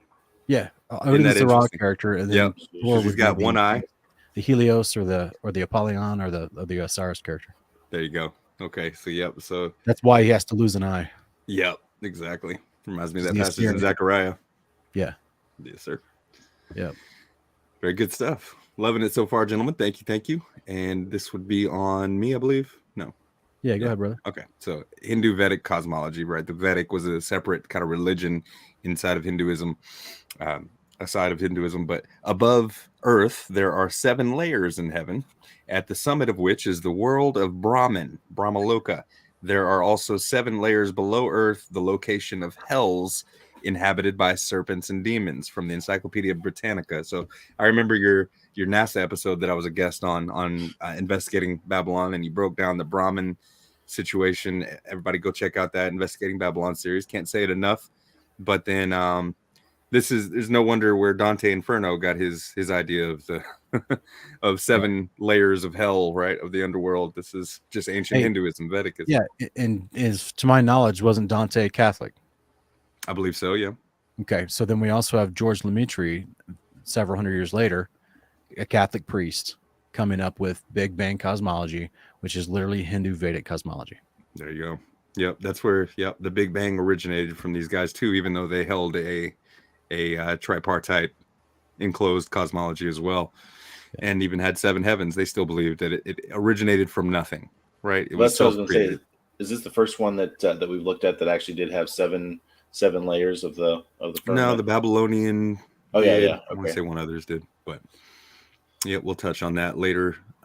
Look at some more historical evidence of believers of the Hebrew faith that also ascribe to 7 layers. But if you would read this, Daniel. Sure. The Ananta Shesha is the cosmic serpent of the Hindu mythology. He supports the weight of the world. Shesha is sometimes portrayed as either a 5-headed or 7-headed serpent. How about that? So yeah, we made the connection to this world serpent in so many different cosmologies to the Leviathan of Scripture, and I can't help but remember Psalm 74:14, which says, "You broke the heads, plural, of Leviathan in pieces and gave him his food to the people inhabiting the wilderness," or in the Septuagint, as it says, "You gave him his food to the Ethiopian peoples," which, even though it's in a past tense statement, I would call that proleptic language of a future event that has not happened yet. But nonetheless, the connection here is that they portrayed this world serpent as sometimes having multiple heads, and this version of Psalm 74 seems to say that Leviathan has multiple heads, like the Hydra, right? Yep. Could be. Not sure. We shall see. All right. Yeah. We're going to get the best view of it, though. Yeah. Is this the first multiverse that we've looked at? Is this the first one that had more like a multiverse understanding? Well, it's a similar, it's a recurring thing that they have multiple levels layered. But how do you mean multiverse? Just in the sense like on the outer upper right and left hand corner, it says other universes. Yeah, right. Just like parallel type universes going on at the same time. Go ahead, well, Sean. Vedic Hindu cosmology as a whole is the origin of the multiverse concept. There you go.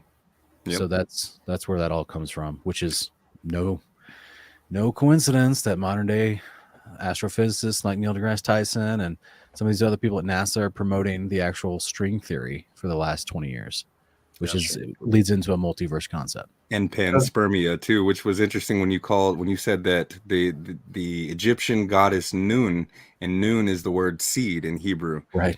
As if this goddess seeded the world with panspermia idea, right? Well, they're in the Vedic cosmology, they believe in that great ocean again, and they believe that from this because just how chaotic the ocean is. They believe that it was like whirlpools of all of these different multiverses. Basically, is where they get that idea. It's all from that great ocean again. That we're that chaos, the tohu abohu or whatever from Genesis that we see again. Okay. Interesting. I think that's all we got on that one. On Jain cosmology. Sampson, would you read it? Yeah, this one I'm not familiar with. So yes, let's read it. So Jain cosmology illustration of the cosmic man, or the Loka Purushra, hopefully I pronounced that right or somewhere close to it, can be found in many Jain manuscripts. Interestingly, the three parts represent the three worlds. The torso denotes various heavens filled with pleasure, and the legs denote a series of hell consumed by torture. The most important, albeit the smallest, is the circle at the waist, is where human beings can reside. Live History India is where that's from. Live History India. Yep. So Yeah, they thought it was the universe is like a being, like a man. And Jainism, for anybody who doesn't know, Jain is Jain Dharma. It's an Indian religion, not unlike Hinduism. But yeah, and I believe it's also shared through some of the Micronesian islands as well. If I'm not mistaken, even down into Thailand. There you go. Yeah. But I think it's fascinating in their depiction of the heavenly realms. They've got a place for the abode of the demigods and heavenly beings, but then above that are the liberated beings. What does that mean? It's interesting, huh? So this is the part where, I'm going to be talking about this a little bit tomorrow night, but just the idea of what the future, the people of the quote unquote elites of the earth right now are putting out there into the general hearing of the people is to build this reality where we live in the sky in the future. And of course, they're putting it all under the guise of being considerate of the earth and not destroying the earth, the whole climate change narrative. But in the past, the Nephilim were considered, or the post-flood Nephilim were considered both rulers of the nations and also quote-unquote gods at times, and they were the ones that had access to the Vimanas. They're the ones that had the Pushpakas, were the large city-sized Vimanas that had large number of occupants floating around at different heights and altitudes. But higher than all of them was always the home of Mount Meru, or the top of Mount Meru, or the top where the head heavenly being was. And I don't think that this little depiction is any accident that it's making that look like an eclipse.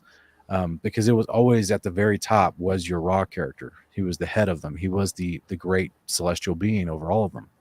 Gotcha. So you just said something that made me realize you do connect this concept of the top of Mount Meru to the Mount Olympus, and I saw that written in other accounts as well from history that they saw I those talked about that in Home of the Gods, part 5 of my Investigating Babylon series. That's right. You did. Yeah. So multiple, like dozens of heavens, but like you say, it's still a jumbled up idea here that they're still putting Mother Babylon at the very top, as if they're above the firmament. He's even amongst the gods.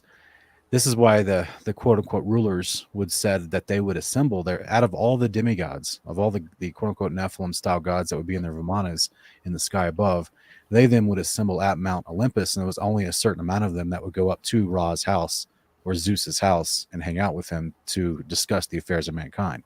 So even within the demigods, the quote unquote Nephilim post flood, they had their own hierarchy basically of leaders amongst them whom were venerated by Zeus or Ra to that leadership position. And they all knew that they couldn't best Ra. He was above them. He had more power than them. That makes perfect sense in a biblical cosmological model and a biblical storyline where Azazel is a rebellious angel and all these unclean spirits or post-flood Nephilim are just giants that are not actual angels. They don't have the capability of an angel. So that makes perfect sense why they would always revere him as the top deity, the head patron god who has more power than them. It does make sense. Well said, brother. If you go to the next slide, there's some more depictions of this same cosmology that I thought were interesting, just to drive home that they thought that this was the world as we know it as a man, and the upper levels were like in the torso, we're in the waist area. So just fun to look at, but not exactly close to the truth, right? Closer than a spinning globe shooting through outer space. Who do we got next? I think Sean. Yeah, and just so everyone understands, the Buddhist idea, the idea of the Buddha, came as a crossover from ancient Vedic Hindu theology from Vishnu. So it's just an extending, a modern day extension. I should say modern day. It's 2,000 years old, but comparatively to 4,500 years old, it's a more modern version of Vedic Hindu theology that was kind of morphed. But the Buddhist cosmology, according to them, that the universe is impermanent and beings transmigrate through several existential planes in which this human world is only one realm or path. These are traditional envisioned as vertical continuum, with the heavens existing above the human realm and the realms of the animals, hungry ghosts, and hell beings existing beneath it. Hungry Ghosts. It sounds like a game we played as kids. Well, no, Hungry it sounds just like First Enoch. Yeah. I mean, First Enoch 15 says that the unclean spirits, the disembodied spirits of the Watchers who laid with women, that they hunger and they thirst. Ah. And they'll be up on the earth to torment mankind. That's right. So this might be the most amount of heavens we'll see tonight. That's 17 or 16. Yeah. And then we got 8 hot hells and 8 cold hells. That's funny. Yeah, we saw on the last one there was seven different underworlds that they believed, right? But just to reiterate, Enoch 22 tells us that the underworld has 4 compartments only. Yeah. So Yep. we'll see a lot of other cultures that disregarded that, even though Enoch, 7th from Adam, was probably before all of these cultures in their depictions. I'll never use icy hot the same way anymore. It makes me think of more is not always more. Sometimes less is more. It reminds me of like they were like, oh, you Hebrews believe in 7 heavens? We have 17. It's like, and then one guy goes, or maybe it's just 16. We haven't determined whether it's 16 or 16. Right. They're like, well, my dad has $3 billion. Right. Yeah. Someone comes up and grabs the mic. They're like, it's 16. Yeah. We have 16. It's like, oh, it's just silly. The 28 lunar mansions. That's interesting. Yeah. There's like, that's all there are. I mean, floating the Jehovah's Witnesses are wrong. Yeah. Say again. What'd you say, Sean? Well, I said it's only 28 lunar mansions. I guess the Jehovah's Witnesses are even wrong. Or are you thinking of Mormons? Oh wait, is it the Mormons that say there's only 10,000 going to heaven? I think. I don't know. Well, I think they've upped it now. Now it's like 100,000, right? Okay. Maybe they'll make it to the 144. So the 28 lunar mansions is basically their their astronomy. So it's the pathway of the moon through the sidereal month rather than the sun in a tropical year. Gotcha. So, 28 days in the month of the okay. Yeah. Of the lunar phases, because it is a consistent 28, 29 day lunar phase, huh? So they would call the mansion just basically the place where it rests for that observation point in that month. Yeah, and they give them all names. So they have names like Azure the dragon, the black tortoise of the north, the white tiger, Vermilion the bird of the south. They have a bunch of different names for these things, which are kind of funny because they echo a lot of the beasts we've already talked about. Yeah, those are the 4 that it divides it up into, and then those 4 are divided into the 28. Yeah, fascinating. Yeah, we just want to encourage you guys that Jesus says in his Father's house are many mansions, and those aren't referring to anything lunar or anything Buddhist. Well, remember, yeah, I just think it's interesting that the definition of the word cosmic that's used in Ephesians 6:12 is specifically the realm of heaven where Satan and the unclean spirits rule the sublunary world. Gotcha. So I think that's fascinating from a Hebrew perspective and what they believed. Yes, sir. Yeah, especially considering if the moon is in a lower firmament than the sun, which we haven't pinned down completely. But this one I dug a little bit to find. I remember just going through Google searches for hours, and I ran across, when I was looking up the Asian cultures, I ran across a couple pages that you had to translate. You had to turn on a Google Translator to translate those Japanese characters. And the object model Sumisangi, 26 inches diameter, 22 inches in height, that conveys the view of Buddhism is possessed by the Ryokoku Omiya Library in Kyoto City, Japan, which celebrated its 380th anniversary recently, guys. Give it up. But a ball that imitates the sun and the moon at the end of the arm extending from the center orbits with a clockwork, and the sun and moon revolve around a giant mountain. Shumisen is what they called Mount Meru or Sumeru, right? In the middle of the world, translated from asahi.com. So it's a blurry picture, but this is something they got in a museum out there that's probably a few hundred years old. And does that look like a ziggurat in the middle again? Yeah. Well, that's their depiction of Mount Meru with the inverted ziggurat-shaped temple mountain on top of itself. It's pretty wild. It looks like the first Simon Says board.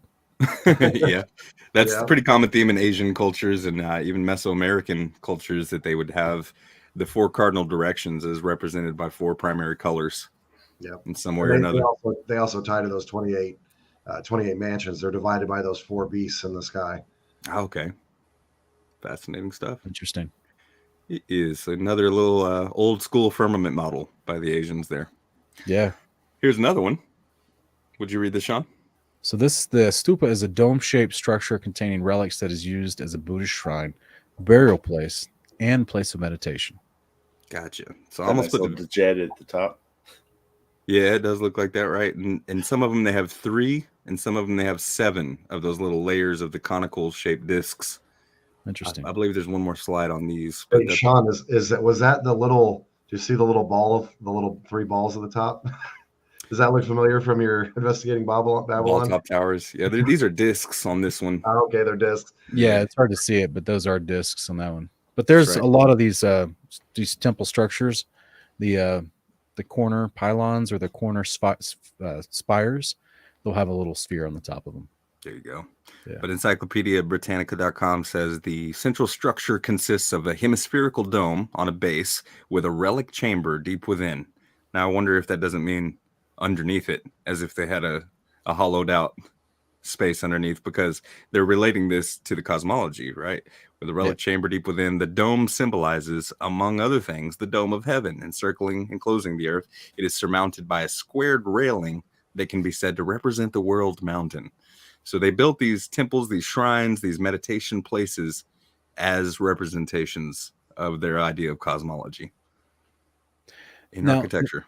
The thing that I don't think a lot of people, maybe I just want to say this correctly. The thing I feel like is so taken for granted in the United States and many Western, quote unquote, first world countries is the public education system.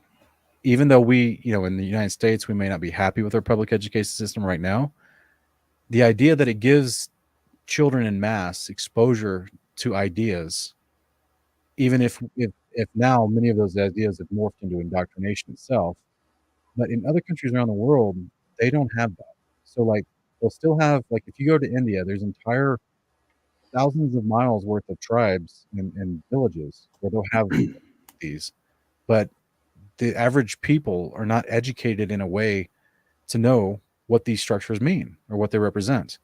That was normally dedicated to just the priesthood to know that kind of stuff that worked at these temples.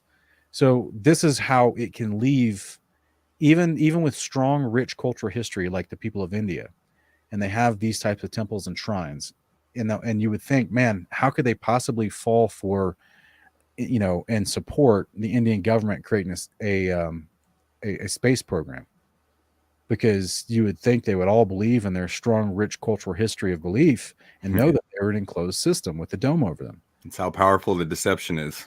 But they're not getting a public education to where their culture was normalized in a vast, or at least maybe in the major cities they were. But I'm saying like over the past 200 years, like if you went to a country like that, it was not the same as a Western country. And it just that the level of education depended on either your wealth or, if there was some generous Christian missionary that come through, and set up some sort of Catholic church there and they try to teach the kids something about the world. But otherwise, they, a lot of them knew that they go to the temples, but they don't know what everything that's built at the temple represents and why it's there.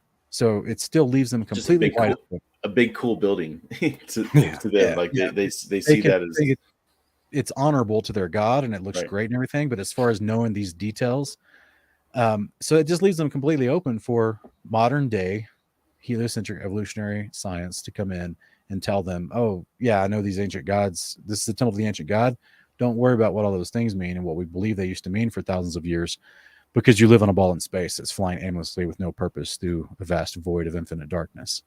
So like I'm just trying to help people understand, if anyone's questioning out there, how could these cultures believe all this so strongly and now in modern times also have space programs like Japan, China, India, Israel, things like that? Well, it's just in one generation you can change what people understand by what you do or don't teach the children. Sure. It's not hard. So true. But Stupa is as Stupa does, as GR Cleve in the chat said. That's right. Hey, this stupa, I don't know if I'm just hungry or not, but it reminds me of deep fried ice cream. Oh, yes. I have not tried that yet. I was wondering how they fry it without it melting. I don't. That's another show. Never mind. But down under, or down over, more accurately, in the Aboriginal Australian. I know we got some Australian viewers. Shout out. Would you read this here, Daniel?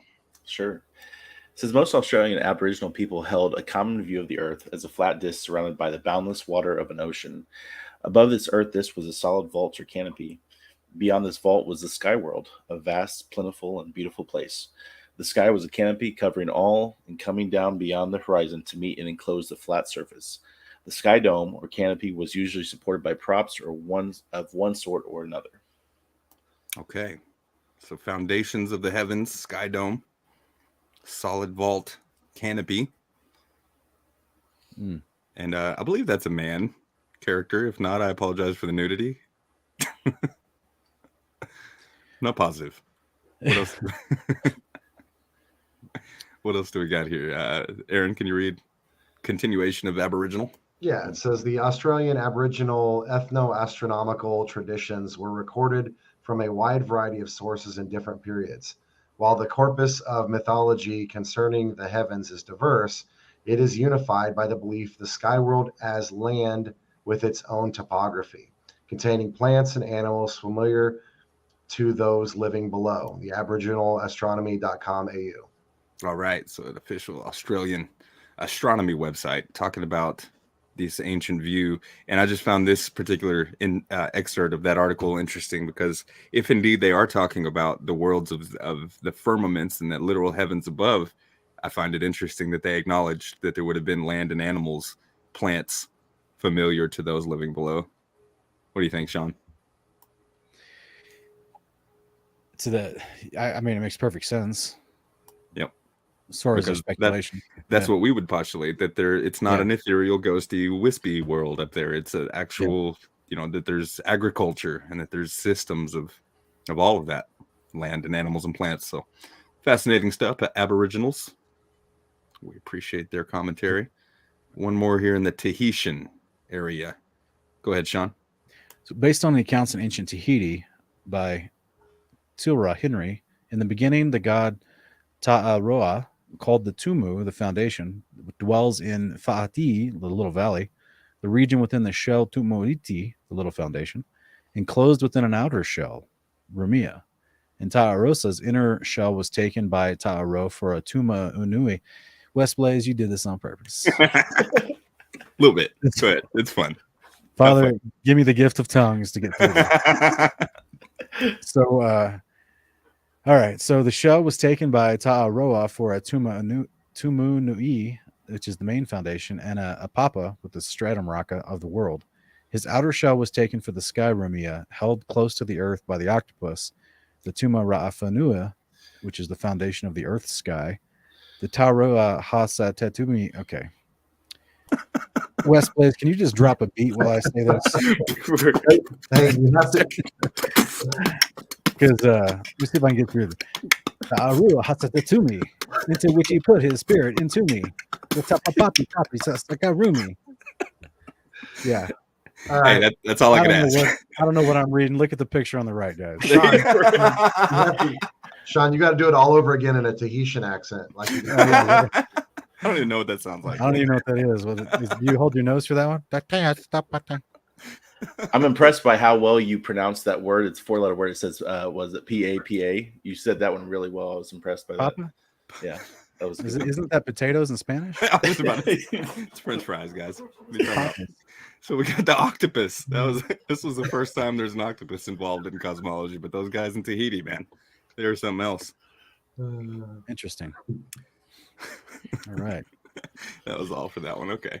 So we got I don't remember what museum this was, but the Native North Americans and Pre-Columbian Art Museum, maybe.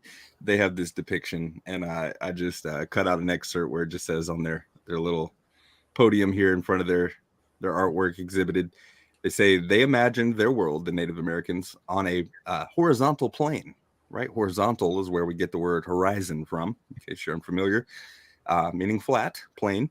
A vertical plane connected the upper world, Earth, and the underworld. It's another triple layered universe there.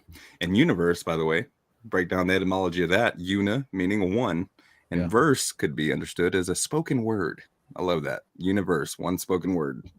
How interesting this depiction, because it kind of reminds me of Jubilee's depiction. Okay. About all the land and the water being outside of the land. Yeah. So I don't remember the exact verse, but in chapter 2, maybe. So it's in chapter 2. Was gathered together. Exact. Gotcha. But interesting. So it just makes you wonder, like, yeah, interesting. Okay. Yeah. There's some more on the Native Americans, because this one hits a little more close to home for a lot of us, and especially in more recent times, maybe. Because as we progressed with the Egyptian, Sumerian, Mesopotamian cultures being some of the older ones, we're getting into some of the more recent, but still relatively ancient, I suppose. Incan cosmology, I suppose. My turn. Indigenous American cosmologies are conceived by the proto-historic peoples of the Americas prior to substantive contact with European peoples in the 16th century. The cosmos in these worldviews usually comprises several layered and axially organized realms rooted in observation and interaction with nature. These cosmologies portray the primary components of the environment, including the sky, the ground, the subterranean realm. And there is no room in the indigenous cosmologies of the Americas for the plurality, tongue twister. There is no room in the indigenous cosmologies of the Americas for the plurality of worlds and extraterrestrial life. I love that. And this is from the Encyclopedia of Astrobiology. Interesting. The Incans and Native Americans as a whole had no room in their understanding of the universe for a plurality, meaning multiple planets as we would understand them today, or I'm trying to figure out beings coming from those planets.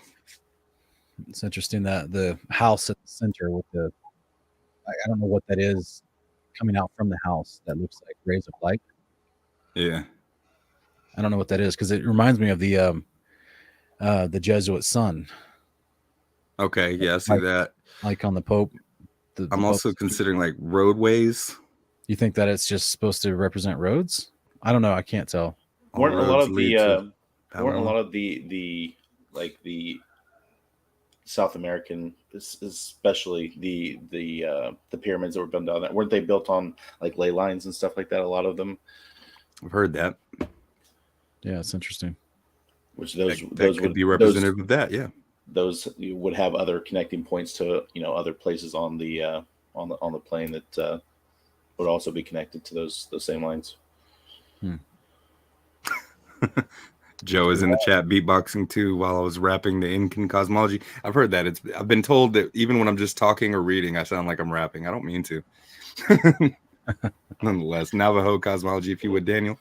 Sure. It says for each of these pre-Columbian American cultures, the universe was encompassed by the sky, earth, and an underworld.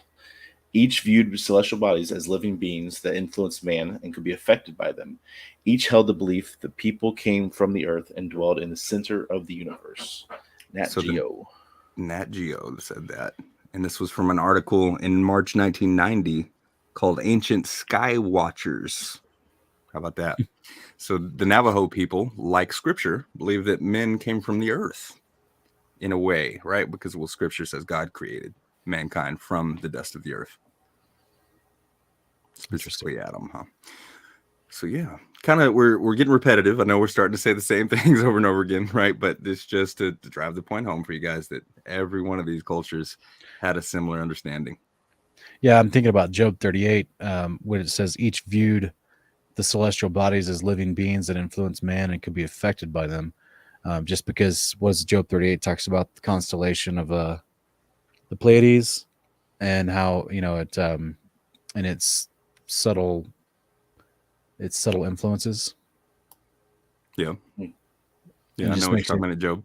Yeah, it just makes me wonder if that you just they have that same carryover to know that the Earth is affected by us as well. Now, with affected by them, like what are we talking about? Like we don't assume that the sun and moon and the stars are ever out of orbit unless a righteous man asks them to stand still for 10 hours, like Joshua, right? Yeah, So yeah, it's interesting though. That's a very unique thing to include in their description of the cosmology. yeah, it would. It is. And the Mayans also, as you can see, believed gods lived in the sky. They did. I believe this is Aaron. Can you read this one, please? Sure. The Mayan cosmology is not easy to reconstruct from our current knowledge of their civilization. It seems apparent, however, that the Mayan believed the Earth to be flat. Some Mayan also believed that the sky was multi-layered and it was supported at the corners by 4 gods of immense physical strength called Bakbas. Earth in its flat form was thought by the Mayans to be the back of a giant crocodile resting in a pool of water lilies, from the history museum.ca. That's right. It's Canadian History Museum. So there's that reptilian creature beneath the earth again. Crocodile in this case. I found that the 4 gods of immense physical strength called Bakabs at the corners of the earth to be really reminiscent of 4 angels at the corners of the earth in Revelation, right? Yeah, the living beings. Okay. Revelation 7:1. Yes, sir. There's a ziggurat again. There it is. Another temple. We Even got back to Babylonian times, huh? The multicolored northeast, south, and west again. True. Yep. And then you got something at the very top center, which I believe would be Quetzalcoatl. How about that? A feathered serpent god. The plume serpent. Feathered serpent. Oh, what? What did you say, Aaron? I said the plumed serpent. Bloomed serpent? Plume. Plume. serpent. Yeah. Okay. What I found was interesting about Quetzalcoatl was that many of the depictions of him, he wasn't always a flying dragon. He actually appeared to the Mayans often in the form of a man. As a man. How about that? A I'm winged creature Did he Yeah. fly appearing a ship? sometimes as a man. Like, Did he what fly do a you ship know? there? Yeah, and that's I know the ancient aliens have really dug in on that with the Mayan depictions, Mhm. but what if they are actually just looking at someone inside of a mana? Yeah. It's interesting. I don't want to really promote or venerate the ancient aliens, but even a broken clock is right twice a day. Yeah. So it's interesting that they do have strange depictions. It looks like they're operating some kind of vehicle. Do you remember? Do you guys remember when Stargate first came out, the actual movie? Yeah. I remember they had a big ship that was in the shape of a pyramid. It landed on top of the pyramid. And guess who was in it? It had a hole in it that it fit right on top of. Yeah. That's what I think of when I see the ziggurats. I'm like, what if that's like those are docking ports, for all as it's traveling around, So Yeah. Guess who was in that big pyramid ship in that movie? Raw. It was Ra. Who looked like a man. Yep. How about that? And Odin was a man with one eye. Quetzalcoatl appeared as a man, flying serpent god. Yeah. Odin considered the traveler as well as the Zeus character, and they would appear to people and sometimes in disguise as older men. And so I think that's fascinating because pretty sure that's what we see that in the Book of Jubilees, do we? In chapter 17? Mastema? Where he appeared to Sarah. Yeah. As an old man. Yep. I thought it was pretty interesting when you had on the show for the Decoding the Devil, and we were talking about Zeus over and over again. I was like, man, I haven't looked into that in a long time. So I just went to look at the Greek etymology of Zeus, right? And the first things that popped up was his name means sky god and shiny. And I'm like, well, there it is. Angel of light. Literally, his name is like the biblical story of Hasatan. He's the shiny one, right? And he's the sky god. I'm like, okay, cool, you got me. There you go. Disguised as an angel of light. It's crazy. And this one was you, Sean. Get to the Aztecs. The cosmology of Aztec religion divides the world into 13 heavens and 9 earthly layers or netherworlds. The first heaven overlaps with the first terrestrial layer, so that heaven and the terrestrial layers meet at the surface of the earth. The earth and the underworld were both open for humans to enter, whereas the upper plane in the sky was impenetrable to humans. All right. So we talked about a couple of those concepts so far tonight. And again, at the bottom of this Aztec image, a crocodile supporting the world above it, layers of netherworlds, 9 specifically in theirs. And they were trying to compete with the Buddhists for number of heavens, but they came just a little short. Right.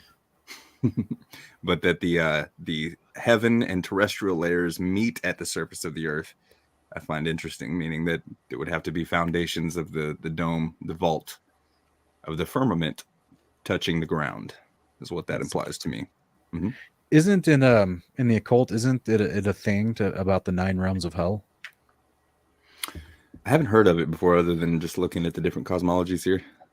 Okay.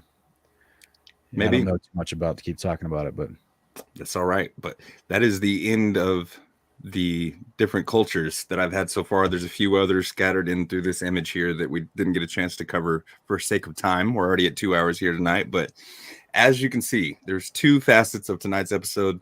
One being that across the board, no, Brian Cox, you're wrong. There is reason to believe that somebody in the world throughout history has believed that the world was a flat, planar, level realm enclosed in a dome ceiling. However, the other facet is that, as Aaron was explaining earlier, it's as if they were given pieces of it and it's just jumbled up because they've got different aspects of it wrong. It's consistent across the board that there's a flat circular plane, but oftentimes they're mistaken and confused about the amount of heavens, where the creator of the world lives, how many creators there are, things like that. Because as we also have noted, that the cosmology is intricately intertwined with their understanding of theology and the creators that they worshipped. So hope you've been able to enjoy that. There's a couple more things though to cover tonight. Do you have anything else to say, Sean? No, I actually just had a thought real quick. I was looking up to see if there's any evidence that Brian Cox is a Mason. Well, the Royal Society, as I understand it, is connected to Masonry. And they're the one that give him his fellowship? His fellowship? His prominence as a professor? Is there a connection between Brian Cox and the Royal Society? There is, yeah. When you Google him, Brian Cox is an English physicist and former musician who is a professor of particle physics, blah, blah, blah, and the Royal Society professor for public engagement in science. So, and you're saying the Royal Society is guaranteed a part of the Freemasonry? I don't have any source off the top of my head, but I've heard that. I've seen that connected. Brian Cox holds 7. Oh, that's a different Brian Cox. Because, yeah. I want to know if so I don't know exactly how this works. So if we defeat somebody with a doctorate in physics, like in physics, do we get like honorary doctorates? Like, because we obviously defeated him, right? we took 2 hours and proved that he was wrong. So do we get like prizes? Like, how does this work? You are therefore doctorated. I give it bless to you in the name of Yeshua. Yeah. Well, I want my honorary doctorate in something made up, Yeah, my dad was given an honorary doctorate for his missions work for his foundation. No way. Right on. Yeah, and so that was like 10, 15 years ago. But and I always just wondered, like, the stuff that we talk about, all the seminary is just going to be mad at us. Nobody's going to give us an honorary doctorate. So yeah, it's funny. But it's funny, like, if the reason I said that, WesBlaze, was because that picture you have here of the collection. If you look at the lower left-hand corner, right, you have the Masonic Lodge. They 100% believe and teach each other that the world is enclosed by the Grand Architect. Yeah, but they don't teach the laity that, though. No, but at the higher levels, like they absolutely. So if Brian Cox was a part of them, he's just outright lying. I mean, that's all it boils down to. Yeah. Here we go. If you go to universalfreemasonry.org, they do claim connection to the Royal Society. The hypothesis that Freemasonry was instituted in the 17th century and in the reign of Charles II by a set of philosophers and scientists who organized it under the title of the Royal Society. Is the last of those theories which attempts to connect the Masonic Order and the House of Stuart that we'll have to investigate. So Interesting. yeah, there's connections out there. Plenty We of should them, do a whole yeah. show on Crying Box. Crying box. I do want to eventually get to a show just looking at the occult roots of like NASA and Yeah, the space agencies of the world. it could be like 5 shows, bro. I know. Or another 2.5 hour one like we normally do, at least. So we've shown in the past, I know in the season 2 opener, episode 26, we went through a selection of illustrated Bibles that had depictions of the biblical cosmology. And so there's a few more here, as well as this book by E.W. Heaton called Everyday Life in Old Testament Times. And he shows that in Old Testament times, this was the accepted cosmology. Yes. How Not about a that? doubt about it. Here's a German one, right? That's German. Die Mhm. Bibel. I'm sure I'm butchering it, but again, Yeah. enclosure, firmament, underworld, flat plane, geocentric rather than heliocentric. Yeah, this one looks like Logos Bible Software almost plagiarized this one. Right. Very similar. This was just kind of a generic Bible. They didn't have an exact name for it, but this is an older image that probably one of the very first, probably 6 or 7 years ago. This was the first illustrated Bible I saw that had this depiction inside, but there's an old school one. Interesting. Yes, sir. As well as the Little Rock Catholic Study Bible. Don't recommend it. Catholicism isn't where it's at, but they too, on the first page of Genesis 1, depict the same thing. Would you read this, Sean? Are you familiar with John of Damascus? Do you know anything about him? No. That's all right. Yeah, he was a real quick John of Damascus. Yeah. So John says, they say also that there are 7 zones of the heaven, one higher than the other. The heaven of heaven, then, is the first heaven, which is above the firmament. So here we have 2 heavens, for God called the firmament also heaven. And it is customary in the divine scriptures to speak of the air also as heavens, because we see it above us. Bless him, it says, all you birds of the heaven, meaning of the air.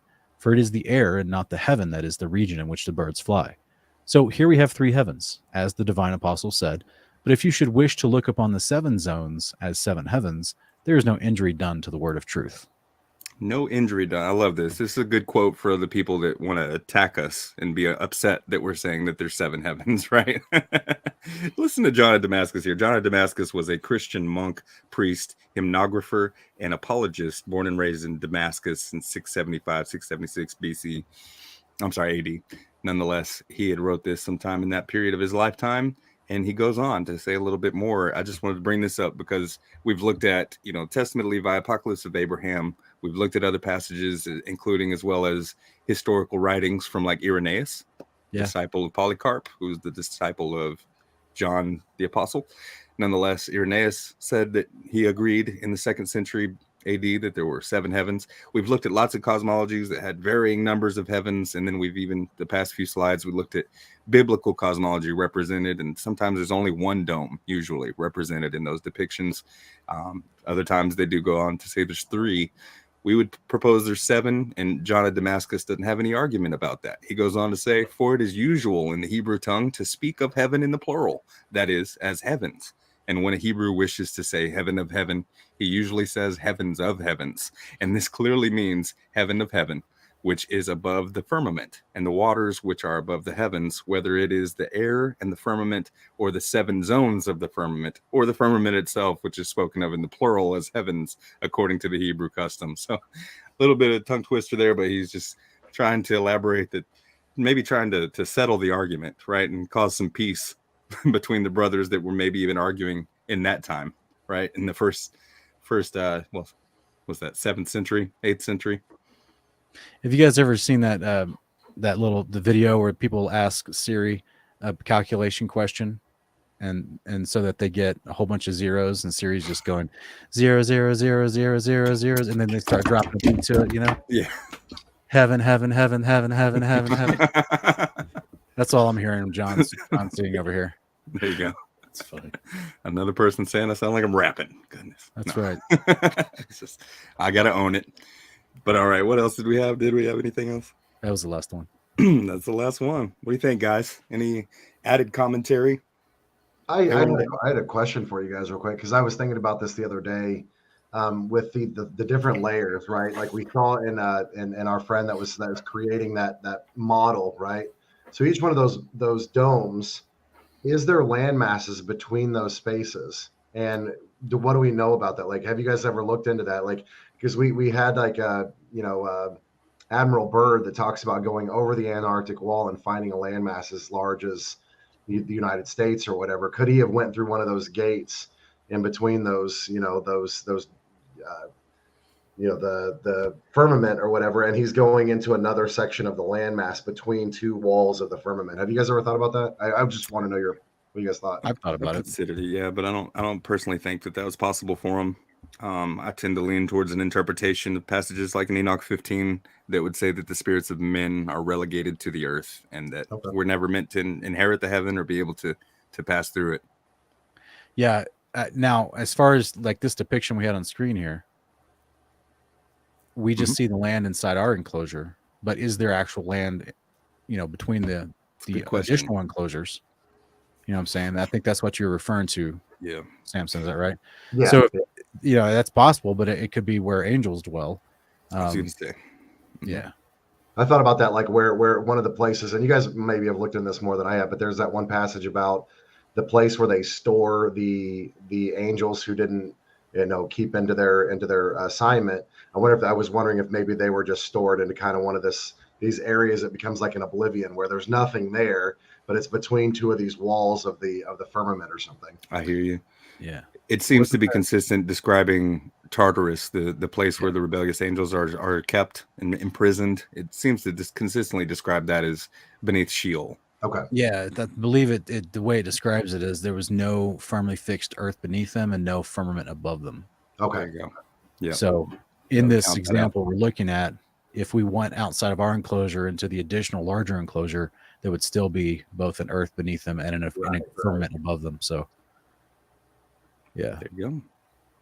Yeah, it's interesting. There's a lot to consider, but ultimately, the world is all telling us that all those people are stupid, didn't know anything, and at the same time, they spend thousands of dollars and all this hype and promotion on TV to play up the mystique and the mystery of the ancient cultures. And how could they must have been helped by aliens to build those massive structures, like ideas, and how in the world, it's like the utter doublespeak, which the yin and the yang, right? This like the weird doublespeak of they were stupid, yet we can't replicate what they did. It's like, bro, pick a side, because ultimately my Bible tells me that the giants were the rulers of the nations, and that would usually lead to them being fairly intelligent, especially if they had these Masonic building techniques and secrets they passed down to each other. So it just makes perfect sense that I heard I can't remember who was talking about it. Was it when we were on your show last week that we were talking about man, I need a source for this, so please bear with me, everyone in the audience. I don't have the actual citation for this, but someone who had come out of the occult was making a claim about how it was at the higher levels. It was like well known that the whole idea was to get people to not believe in Satan anymore. Okay. And that was the big push at the higher levels of evil, if I could put it like that, from a Christian perspective, at the higher levels of deception over the world, that they wanted to push culture and cosmology and everything involved together, intertwined, so that the average person does not believe in Zeus anymore, or does not believe in unclean spirits. And think about what modern psychology industry, if I could put it like that, the industry of psychologists and mental health in the United States, how it's morphed in the last 70 years, and to go away from the study of God and actual treatment into just pharmakia and ridiculing anyone that actually believes they're possessed. So there's, that means you get away from the unclean spirits, and then you get away from whoever their master is, which the Bible tells us is Satan. So it's like, it would make perfect sense, both cosmology, also in the culture, also in literally in the medicine. at every turn trying to get mankind to not believe that Satan actually exists.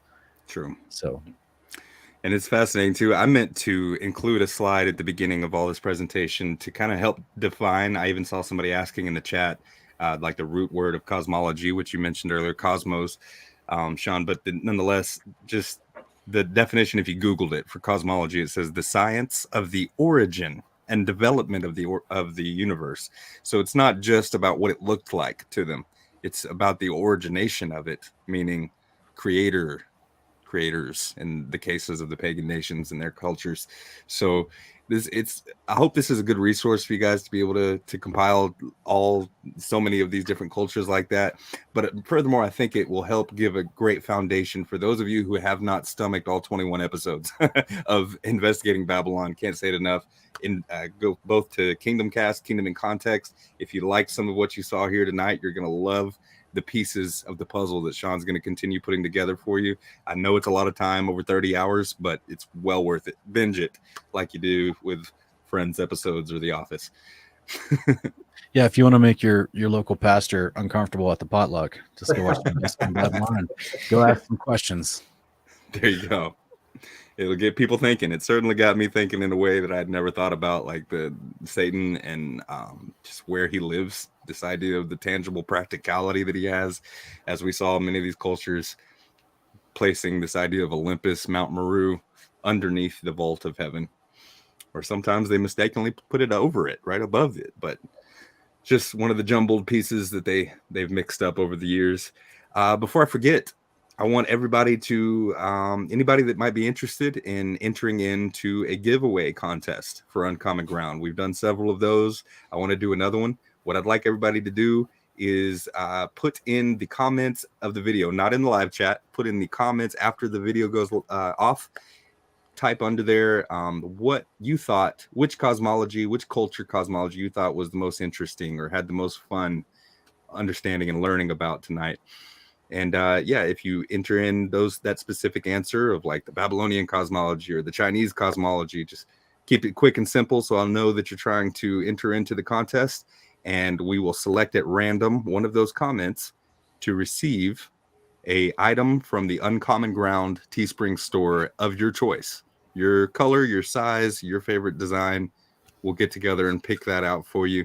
But tonight, I just want you to leave that comment under the video after the video is over.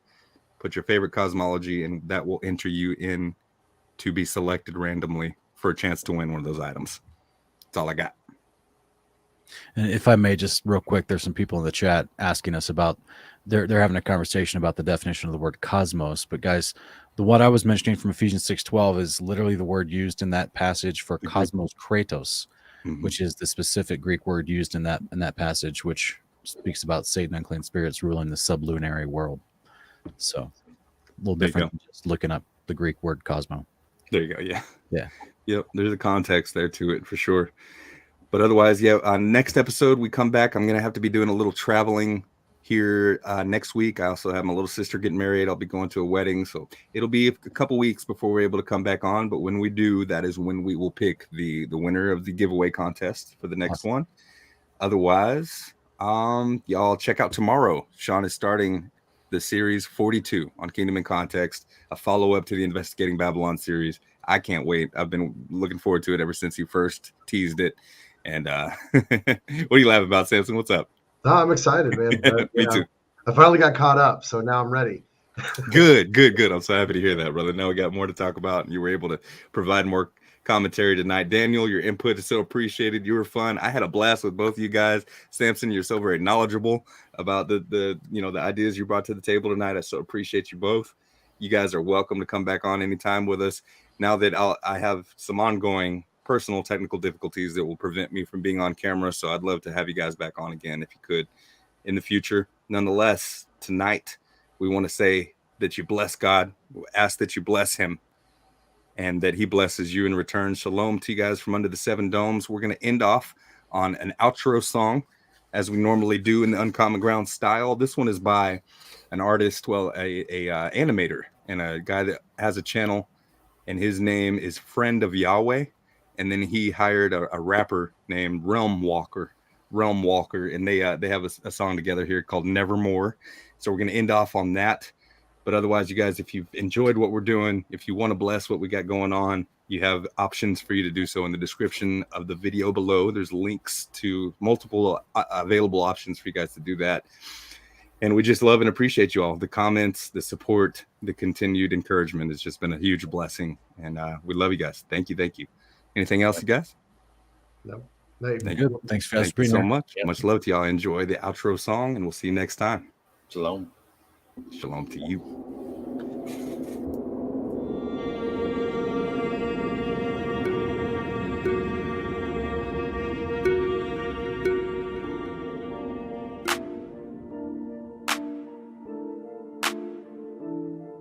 Yeah, Tommy Sutherland's 11 years old. He's so attentive in class, repeating what he's told. For a boy his age, he looks ready to fly. He also happens to dress just like Bill Nye. He enjoys learning about all the planets and such, though he'd rather be outside, experimenting much. There he could reflect on the theories they presented and ponder dark matter, alone and tormented. Tommy shines when his teacher calls for an answer, but believes something's amiss, something quite deeper. One night, reading about the curve of the ocean, he came across a rather impossible notion. Such horrible news, most would not survive. Could the earth be flat?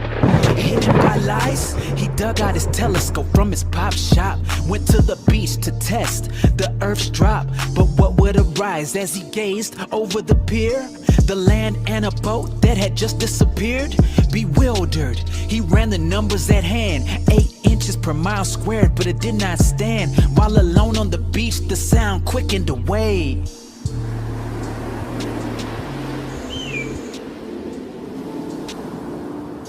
A quiet voice spoke deep inside. I created it all with you in mind. Tommy tried to talk, but he just couldn't speak. The years of indoctrination had made him weak, so he dropped to his knees and scrawled up in the sand, I am a new person and a part of your plan. He started a group, 2 friends and his dog. Together they searched for answers there in the fog. They didn't just shine a light on the academic crimes, they run tests outdoors most of the time.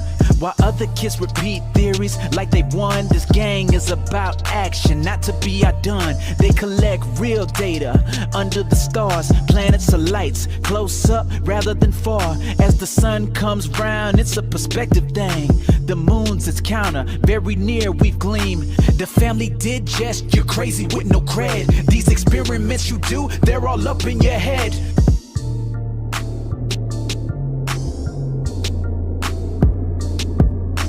Science ignores facts, unable to debate. You are not special, Tommy, you came from an ape. You are not worthy of this random round ball. Haven't you heard, homie, we discovered it all. His anger echoing through the learned halls as Tommy backed slowly against the wall. The teacher before him was now a zombie slave, as Darwin called out from beyond the grave. He spoke from his coffin, making ghoulish demands. Through the cracking walls reached Neanderthal hands. The school fell away, it began to implode and creak. His mind sorta knew as he began to speak.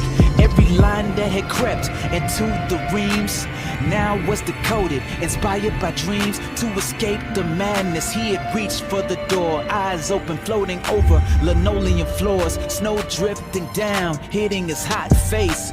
Zombie teachers, they clung to their place. His voice was soft as he careened and quoted from a powerful internet meme. You sit on a throne of lies.